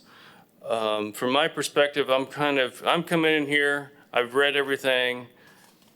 I will tell you flat out, I've gone through some of this stuff, but it's a bit above me, and I want to trust in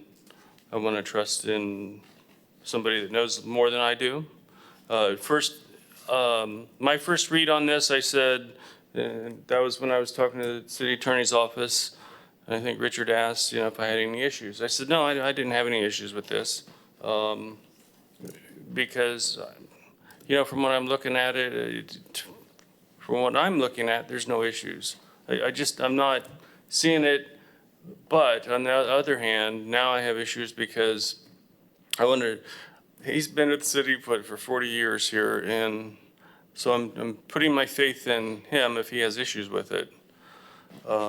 I'm trying to understand, and I've said this before, when we're putting stormwater retention at a higher level, but when I look at the plan, they're at different levels. Am I correct? The stormwater's at different levels within this? And that was my original, but if I'm wrong, then I got questions all over again. I'm starting all over. No, excuse me, so your question has to do with why this change, or what does that mean? Well, what I'm saying is, the change that I'm looking at basically just means that anything that was 25 feet above mean sea level pre-development needs to be post-development, correct? No, the code states that it needs to be above 25 MSL, but it's not clear whether that is for the pre-development scenario or the post-development scenario. So the purpose of this change is to clarify that. So the way it's written is the way I'm perceiving that, because it says, where did I see that? This is post. I'm looking at pre-development. So it just mentions pre-development being above 25 feet, mean sea level, correct? Yes. So that would be the only time that could apply? No. In the areas of critical concern? Yeah. And so what I'm trying to understand is, the change is that if you, well, okay, I'm rephrasing this, but so. Yeah, Can you explain it to me then? Yes, the clarification is that the 25 MSL mentioned it could be either pre-development or post-development. So you could build up, So and then that creates more division between your water table. It creates more cover to the water table and therefore gives you more storage and therefore enhances the potential of. But are you clarifying what soils you can put in there then? This ordinance update doesn't address soils. It's The reason why I'm saying, if they were to pack it up with 25 feet of clay,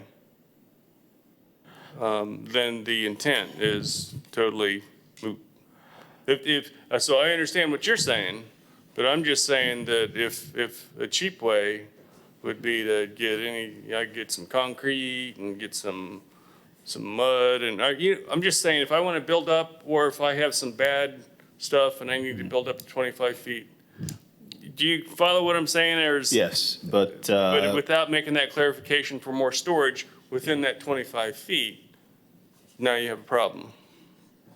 No, there are general guidelines on to what materials are used, so it wouldn't I be. mean, I any don't expect the material. 70s where you can clear cut and put them in, and I think they did that on off of Courtney.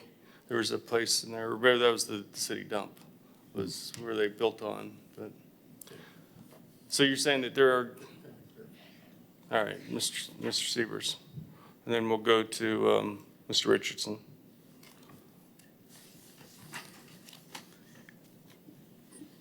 I have attempted to draft an ordinance addressing the criteria that Mr. Barnes suggested, which talks about soils. The ordinance is drafted, doesn't say anything about the types of soils that can be placed in there. I have heard so many times from the staff, unless it's spelled out in the ordinance, we can't enforce it. I've heard it so many times, those words. We can't require the saving of a tree, change of topography, you can cut to 8 feet, period. So I tried to draft something enumerating Mr. Barnes's suggestions, the criteria. I frankly do not understand why staff did not do that to begin with, because that's the responsible thing to do so you don't have problems with the ordinance down the road and interpretations. You don't have problems, and you are creating problems by preparing an ordinance that's vague. It doesn't have any criteria whatsoever. And I'm disappointed in staff and frankly the city attorney's office for not pointing this obvious thing out. It's obvious that it should be spelled out, and I don't know why anyone would resist that. It's hard to fathom why anyone would resist that.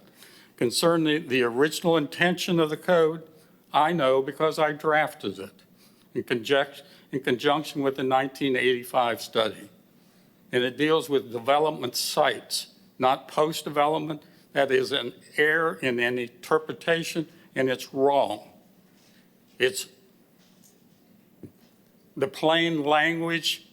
You look at it, it deals with the pre-development condition above 25 feet. It's clear as can be. And any interpretation to the contrary misconstrues the code. I can say that emphatically and firmly because I know I was there and drafted it.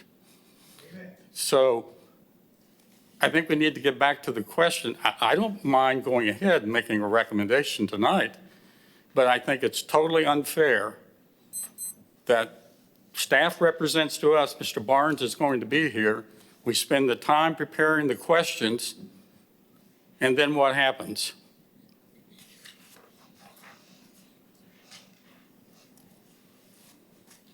I mean, and frankly, what message are you trying to send to this Planning and Zoning Commission?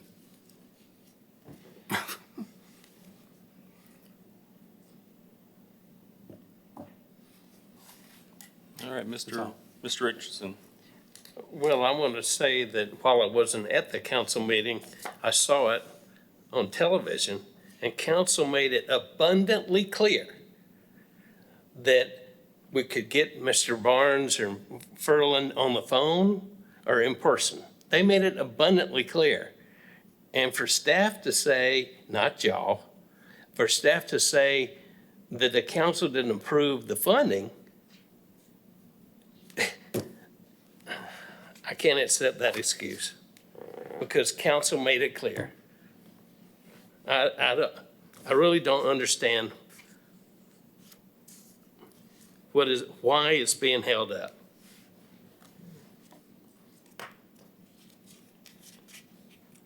All right. Well, I mean, I feel like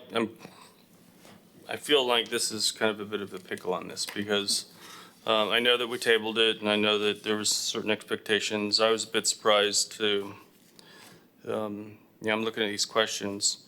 It's not like I don't have an understanding. I just don't have an understanding like other people. I mean, I've been doing this long enough that I have a general knowledge, but But obviously, we have some issues, other issues than, I appreciate you guys coming, I really do. So at this time, I would ask the commission, we have two directions we can go. We can move forward, and we can ask, and we can listen to the public, and we can move forward and make a recommendation, or we can go back and table it. But, you know, it's your call. So, I know that we've opened it up to the public, but I'm just saying those are our considerations. And if we continue to hear it, then we have an issue. I could go either way. I'm kind of deferring to you, Mr. Severs, because I trust in. I don't want the commission to be in the position not to have an opportunity to make a recommendation on this item. And I have the fear that that might happen.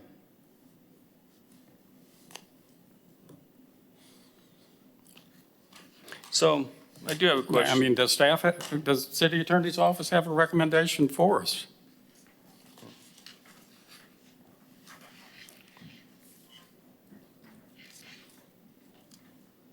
I don't have an objection from my office against moving forward with the ordinance. I didn't understand. What? The city attorney's office does not have a problem presenting the ordinance and moving forward with it. I understand your concerns, and I'd like to comment on your email that included your pages of questions.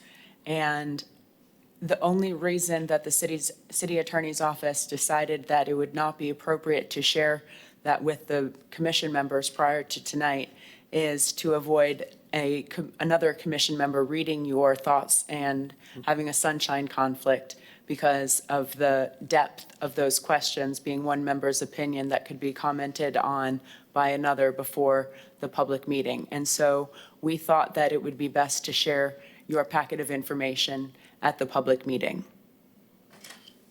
Well, with all due respect, this issue has been addressed many times in the past with instructions from the city attorney's office or staff simply saying, this is provided to you, please do not comment back to another commission member. That is not an uncommon thing to occur.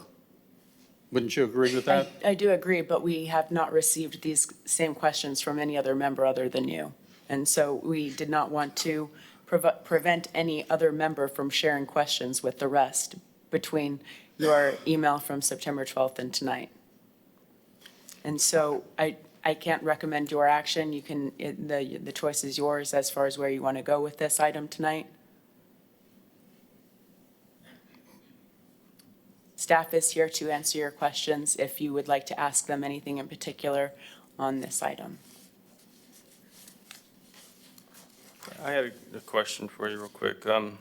I think you've answered this before. Is the comprehensive plan, is that quasi-judicial? You might have already, is that or not? No, it's legislative. Legislative, but so sunshine laws doesn't apply to legislative? The sunshine law applies to any item that may come before you for a vote. I say that because we sent all the questions out. I mean, everybody got questions and on those. And I'm just, it's not like I'm trying to do a tit for tat or anything like that. I'm just saying that, so I understand your rationale. It's just that just this year, or last year, I got multiple people. I know four of us sent out questions that everybody got. And then several of us came to city staff and met with Brad. So I'm just saying that it seems a little bit awkward. Just add, you came to meet with the individually. Yes. I'm just saying that, so it would have been nice to see this beforehand. And I do have a complaint not a lot of times, but occasionally, and especially in years and years past, we would be given volumes of material at a meeting, although it doesn't happen like it used to, but this is a lot of questions. It's a lot of information to digest and to try to figure out, but But in the manner of, we need to make a decision on what we're going to do here. Member Noel Copeland. I'm looking for clarification. So you asked for questions. You got questions. There are no answers on here. So will we get answers? Or is this the city staff that's here now? Can they answer? Like, I'm just trying to figure out where we're going. First, we have city staff here from the Community Development Department and Water Resources to answer any questions that they Can can they answer probably these answer. questions? They may not be able to answer all of them. Do we know which ones, like, have they read all these and we know what you can answer or not answer? I'm just trying to figure out where our gap is. I mean, it sounds like we thought Mr. Barnes was going to be here. He's not here. I think the questions were intended for Mr. Barnes or someone from his organization. So we're not going to get those answers today. I'm just trying to figure out how many of these can be answered today. You know, because I'm guessing if you asked for questions, we shouldn't move on without getting answers to those questions. Is that right? Otherwise, what was the point, right? Asking for questions. Yeah, we'll try and answer what we can. I think what the council's going to see is this discussion. I think that's what's important to them. They see this discussion, they see that there are concerns by you, especially that there are unanswered questions. And then, that will be telling to them, I think, as their decision as to whether to go forward or how to go forward with it. So there's some lack of information on, we're unable to answer some of the things that you're concerned about. I mean, that's something the council needs to see.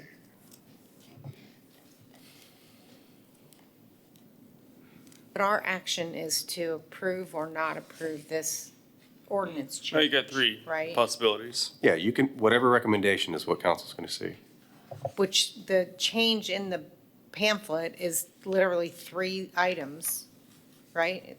That's the only thing that's changing on this ordinance is three items in section C on page 88. Correct. And there's 5 pages of questions. So that must go deeper than these 3 items. Right? I think the representatives here can explain to you the ramifications of what this really means. Maybe that's probably what needs to be described is what exactly is the purpose of this section originally. Maybe that might be helpful. And then you could probably have some additional questions after that. And then that's where I say we need to make a decision at this point where I don't want to get too far in if the commission wants to table. I don't want to waste more time of the people out here. If we don't feel like we can make a full decision tonight, it would, in my opinion, be better to table. If we can't get the questions answered, or we're not going to get them answered. Well, that's what I'm trying to figure out what the gap is. And then, on top of that, we're opening up to that information, and then we say, well, we can't make a decision. We're going to table it. And that's why I say, rather than do that, Yeah. rather than take all the information in and table, then that is not that's not a table. That's more of a, well, we're just not going to answer. So of the 30 questions provided here, how many can be answered right now? We would have to look through and see if they are within mine or Sean's area of authority. Okay, so you haven't done that pre-work, right? Not to that extent, no. Okay, then I've I think reviewed we it, but should not to table. that extent. Okay. I mean, for the record, it doesn't appear as if staff's ready to answer the questions. Right, and so I just don't want to keep going on and then we Yeah. waste everybody's time. So all right, so with that, I know that we haven't opened it up to the public just yet, but then I would ask for a motion. Do I have to open it up to the public? It is a public hearing. If you don't feel that the information and the item is complete, the item can be tabled before you open the public hearing. That's what I thought. So, all right, so. I move that we table this until we can get answers to the questions that were provided to staff. Okay, is there a second? I'll second it. All right, can we take a vote on this? No. Because we haven't opened up to the public. You can speak at the end of the meeting, so. All right, so can we take a vote on this? Member Hare? Mr. Chairman, before you go forward, I just want to clarify, is your motion to ask the city council to maybe Take no table this action. until we get answers from staff or answers from the author of the Answers. report? Whoever, both. I All got the the- impression that staff will not be able to answer all of them. Is that correct? Yeah, the questions are said. addressed to the author of the report. Right. That is Barnes Furlan, so we would want them to answer. So answers by the appropriate person. So if it's appropriate for Barnes to answer, then yes. If the staff can answer a handful of them also, that's fine. But whoever is the appropriate person to give the answers. How would you like those answers provided to you? That's probably going to be the next question. Either in writing or in person or by telephone from the subject matter expert. I think our preference is for them to come to a meeting so that if there are follow-up questions, those can be addressed as well, so we don't end up in a cycle of, well, that answered this specific question, but that leads me to this other question, and they're not here to answer them. So I think our preference is that they would come to the next meeting so we could have a discussion. That would be my preference. I mean, that's, obviously now, if there's financial constraints, if the city council deems this, too expensive, I mean, obviously they can do that, then I would suggest an alternative is for Mr. Barnes to Answer. please answer in writing. And true, if the city feels that they can answer some of these, I mean, I'm sure you can, I mean, It sounds like to us, based on your motion, what I'm hearing so far, and if it's approved, that the information, what's going to be directed or given to city council is that you don't have enough information to move forward. And so you'd like answers to some of the questions in order to give city council a proper recommendation. Is that correct? Well, it certainly moved forward. We don't have enough information from staff or or Barnes Furlan. That was, let's don't play games. I mean, the facts are the facts.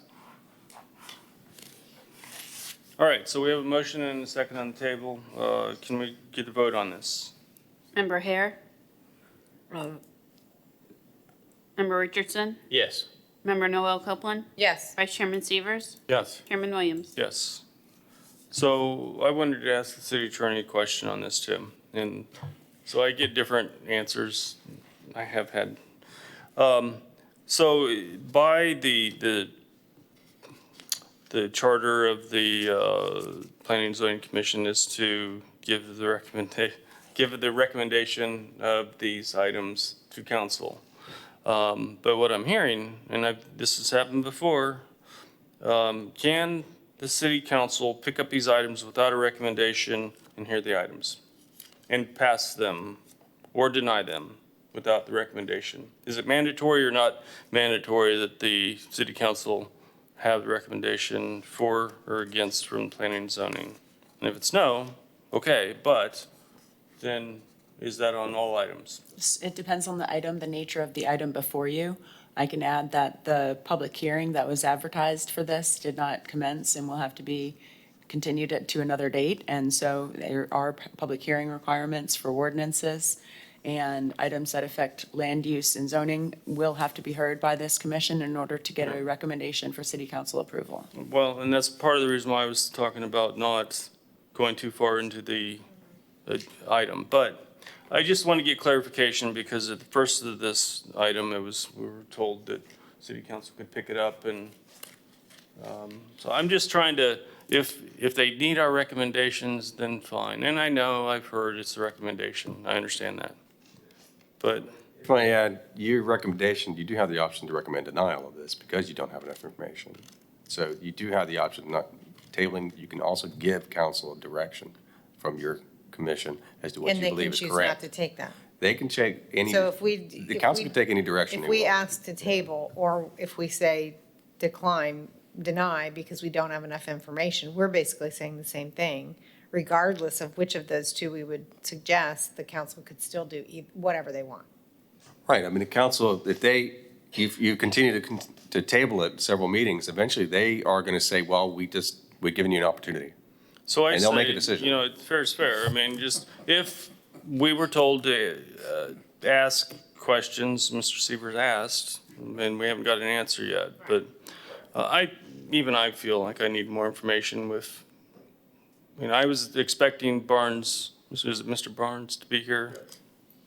But it's not like I want to postpone this. I mean, I really don't know which way on this. I don't know. I truly don't. All right, so we've tabled the issue, and thank you guys for coming. I apologize to everybody for coming. And all right, so let's go to, that was the last item? Or not? One more. The ordinance, let's see. It's item 9B, page 131 of your packet, and this is about the ordinance relating to the Planning and Zoning Commission and the Titusville Environmental Commission dual membership. Yes. All right, so I'm looking at, oh, that's why. So I'm looking at my agenda item from on my printout. Sorry. Okay.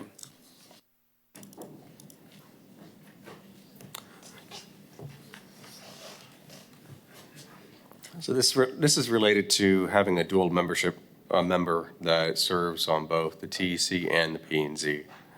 Chapter 31 of the Code of Ordinances states that at least one member of the Titusville Environmental Commission shall be a member of the Planning and Zoning Commission. On August 27, 2019, Council approved advisability to amend the city's code to indicate that a member of either the TEC or P&Z may volunteer and act in a dual membership role capacity as appointed by Council. The proposed ordinance also eliminates the appointment by the TEC of an alternate to the P&Z to clarify that appointments to boards and commissions are made by Council. So the ordinance begins on page 133 of your packet. You will see in section 31-122, paragraph A of the code, appointments in terms of office for the TEC. We've stricken out some language here.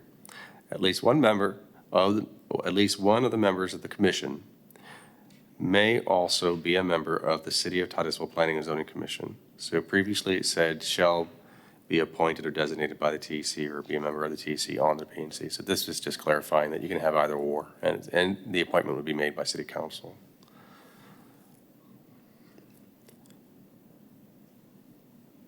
That's all the information I have about this ordinance. I'll try and answer any questions you have about it. Okay, we'll open this to the public. Member Noel Copeland. It says that there are 7 members of the TEC. How many of those seats are currently filled? I believe they're all filled. We have 5 regular members and 2 alternates. I believe they have all membership. They're completely full on that one. I think there's one vacancy. Is there? Held Okay. for the dual role. Okay, excuse me. Okay. Is that it? So I guess I'm trying to figure out what's the purpose of making this change? I mean, The council direction wanted flexibility to allow the member to come from TEC and to go to P&Z, where it's currently someone has to be in P&Z first to go to TEC as the dual role. So that's the change, is it was that we had to give, this board had to give them a person, and they're saying the reverse could be true. That's the intent. That was the intent. Okay, thank you. Member Richardson. Yes, I was present, and I think this is positive.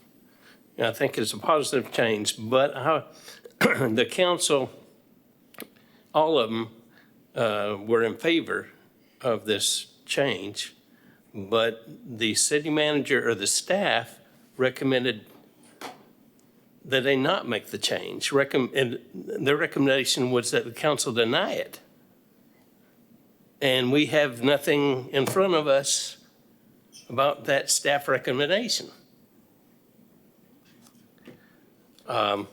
Christian, is that what you saw watching the council meeting? Okay, it might have been that we thought that it's probably not necessary.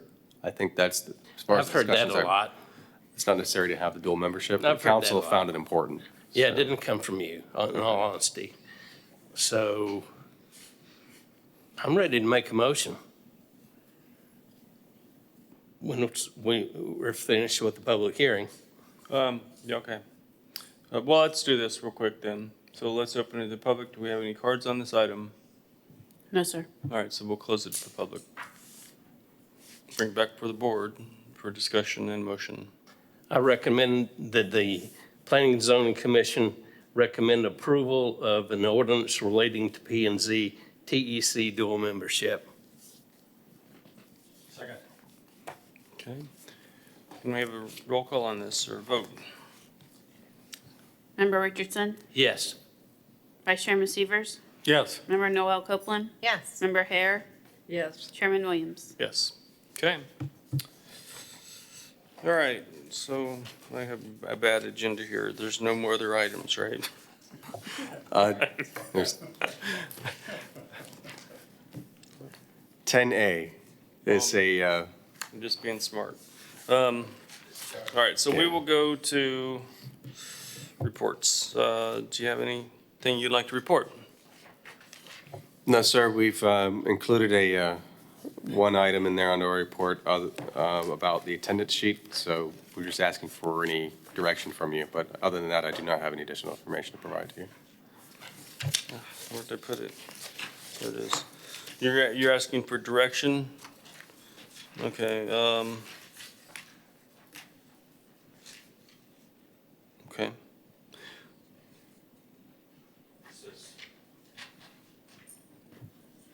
I think this is all we asked for, is all I asked for. Satisfies me personally. That's it? We'll forward that to the city council with your approval. Yeah, I guess that's Okay. the record, so. Okay. That's it? Oh, you were saying provide, what do you mean, but what direction do you want, though? Just to move forward with this and have them? Well, the last time, I remember bringing this once before to the commission, and there were a lot of questions about, well, shouldn't we clarify how people are missed meetings and who, and a lot of information. And I think what we decided to do is provide you just a very straightforward. I'd just like to comment that at the last meeting, there was, I believe, a motion to excuse a member's absence, and I think that is a good intention. However, the code doesn't allow this commission to excuse a member's absence, and I think that the reason it was pointed out on your report to provide direction is also just to give us an opportunity to discuss that there's only one mark on the chart. It's just an X for absent, because you're either here or you're not. And if your absence is excused by council, then it can be notated differently, but this commission doesn't have the power to excuse an individual member. So my question, maybe it's in line with this, I'm not sure, but if someone was granted a leave, then why would they show up as not here if they've been approved to be on leave? That was also why this is on your agenda for direction. If you think that there's a different way to reflect that, we want to hear from you. So my opinion would be if you've asked for and been approved to be on leave, then the meetings that you miss while on leave should not be counted as absences, because you proactively got approval to not be here.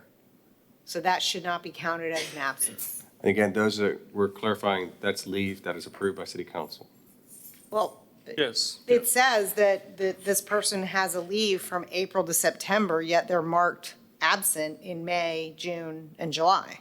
And I think that, for example, the meeting on August 21st, she was present, and that had she not resigned, there would not be an X there. And that's just for record keeping of whether or not the individual is absent. But we can take your recommendation to shade all areas of excused leave of absence so that there's no mark whatsoever, to maybe make it a different color. Yeah, just because it shouldn't look like someone's not here when they've said they're not going to be here. You know, they have approval to not be here.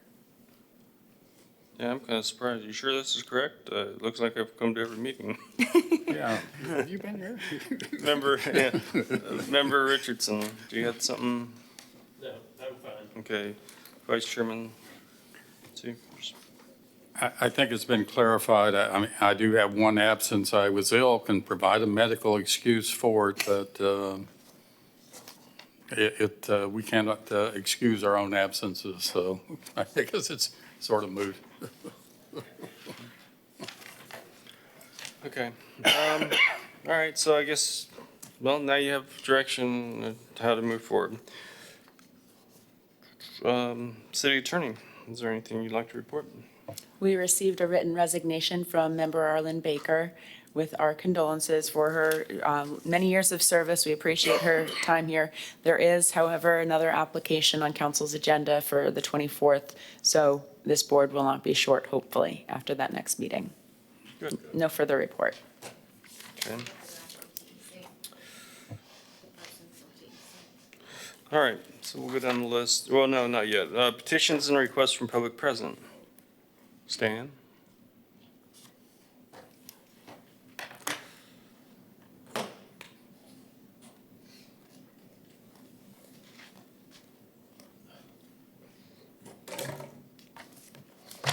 I have a handout.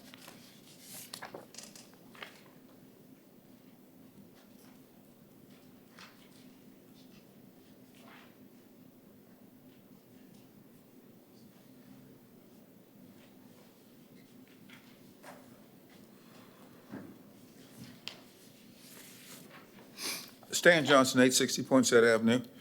Thank you for your service, your diligent service to serve the city. I know that I'm real pleased that Sean is here and Dwight is here. I know that you, and Mr. Richardson too, because you've served the city very long. I just want to make some clarifications first, is that my card for Mr. Fisher's agenda item was neither. I was not opposed to his rezoning. So just want to clarify that. And then I was providing additional important technical information on this particular issue, that if you remember when Cunningham came through here, he had a similar issue. Well, yeah, very similar, same issue with the property on Park Avenue that had been unfairly rezoned OR incorrectly. I'd like to comment on what Mr. Seaver said about facts and opinions. I didn't really understand what he had to say, because when I talk to attorneys, many times an attorney will say, well, that's your opinion. Well, I'm going to say, is that an expert witness? That's not an opinion I express. It's a fact that he labeled as an opinion. So as it goes, is that as expert witnesses, that I'm explaining to you is that sometimes facts are considered opinions. I have questions regarding, the third thing is, I have questions regarding the ordinance that you were reviewing on area of critical concern. I have sent comments to you by bland copy, and I'm asking that you will have, although I've sent them also to Barnes Furland, I'll ask you that the staff also forward them to Barnes Furland to be answered. They're serious questions that I have. I am against that particular ordinance for numerous reasons. The last thing I wanted to comment on is that I have a poster that is I don't like it because it's critical. I don't like to be critical of people, but in this case is that on February the 12th is that our mayor and city manager claimed that the city spent $70,000 for an independent engineering organization to review my correspondence from 2012 to 2019, and that they came up with the conclusion that just about everything I said, all I've said and written, was incorrect. Well, after that meeting by the way, this goes on from February the 12th to the last meeting, February 10th. They're still claiming this. And that it so happens is that when I go to the records clerk 4 times now, none of it is available from records clerk. So all this is imaginary. May I finish this? Give me 2 more minutes. 2 minutes. Is there a motion for that, or somebody? Nobody. I move to give him 2 more minutes. Is there a Thank second? you. So I'll ask, is there a second? Okay, it's all right. Oh, thank you for trying. All right, well, you've got this, so. Thank you. All right. So we'll go down the list. Mr. Richardson, is there anything you'd like to report? Nothing, thank you. Welcome back, Mrs. Hare. I'm glad to see you. Is there anything you'd like to report? No. All right, Member Noel Copeland. No report. Vice Chairman Severs. I would just like to simply say to Brad, I apologize to you. You were the bearer of certain news that appears to me, maybe wrongfully, that the rug got jerked out under your feet or somebody didn't inform you, whatever. And I'm sure you sent that email out and what you believe to be the facts and the truth and what was going to occur. And clearly, it didn't happen that way. So I don't blame you at all for that whatsoever. And if I've offended you by what I said, I apologize for that. And unfortunately for the commission, you have to bear with me a little bit. I'm passionate about the city's water supply, and I see obvious problems with the ordinance as drafted. And I will be amazed if they pass it this way. If they do, they are setting themselves up for additional problems and abuses to our water as such.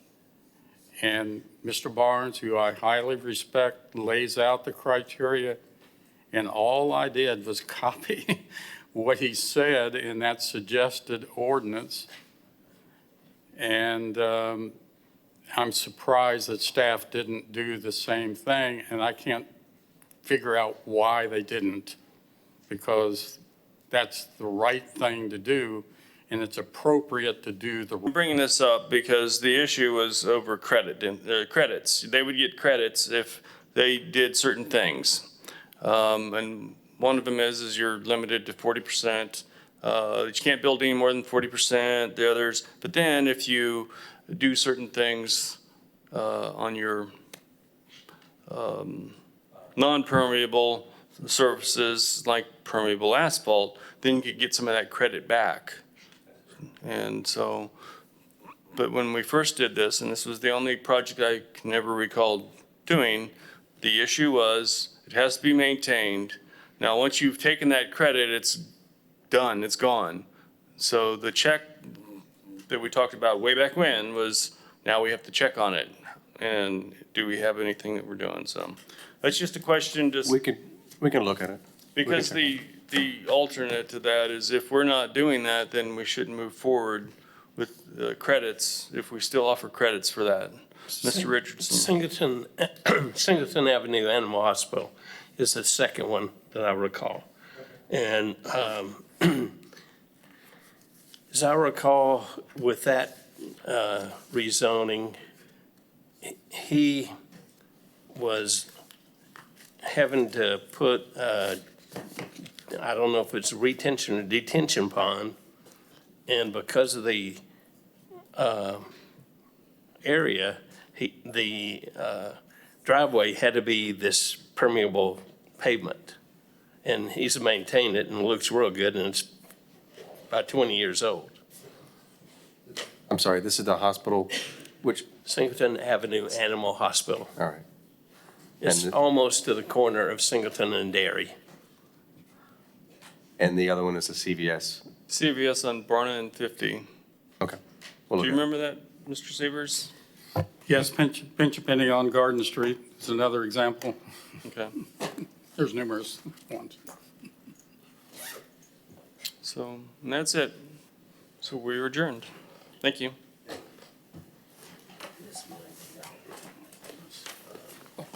Trying to steal somebody else's bag. The reason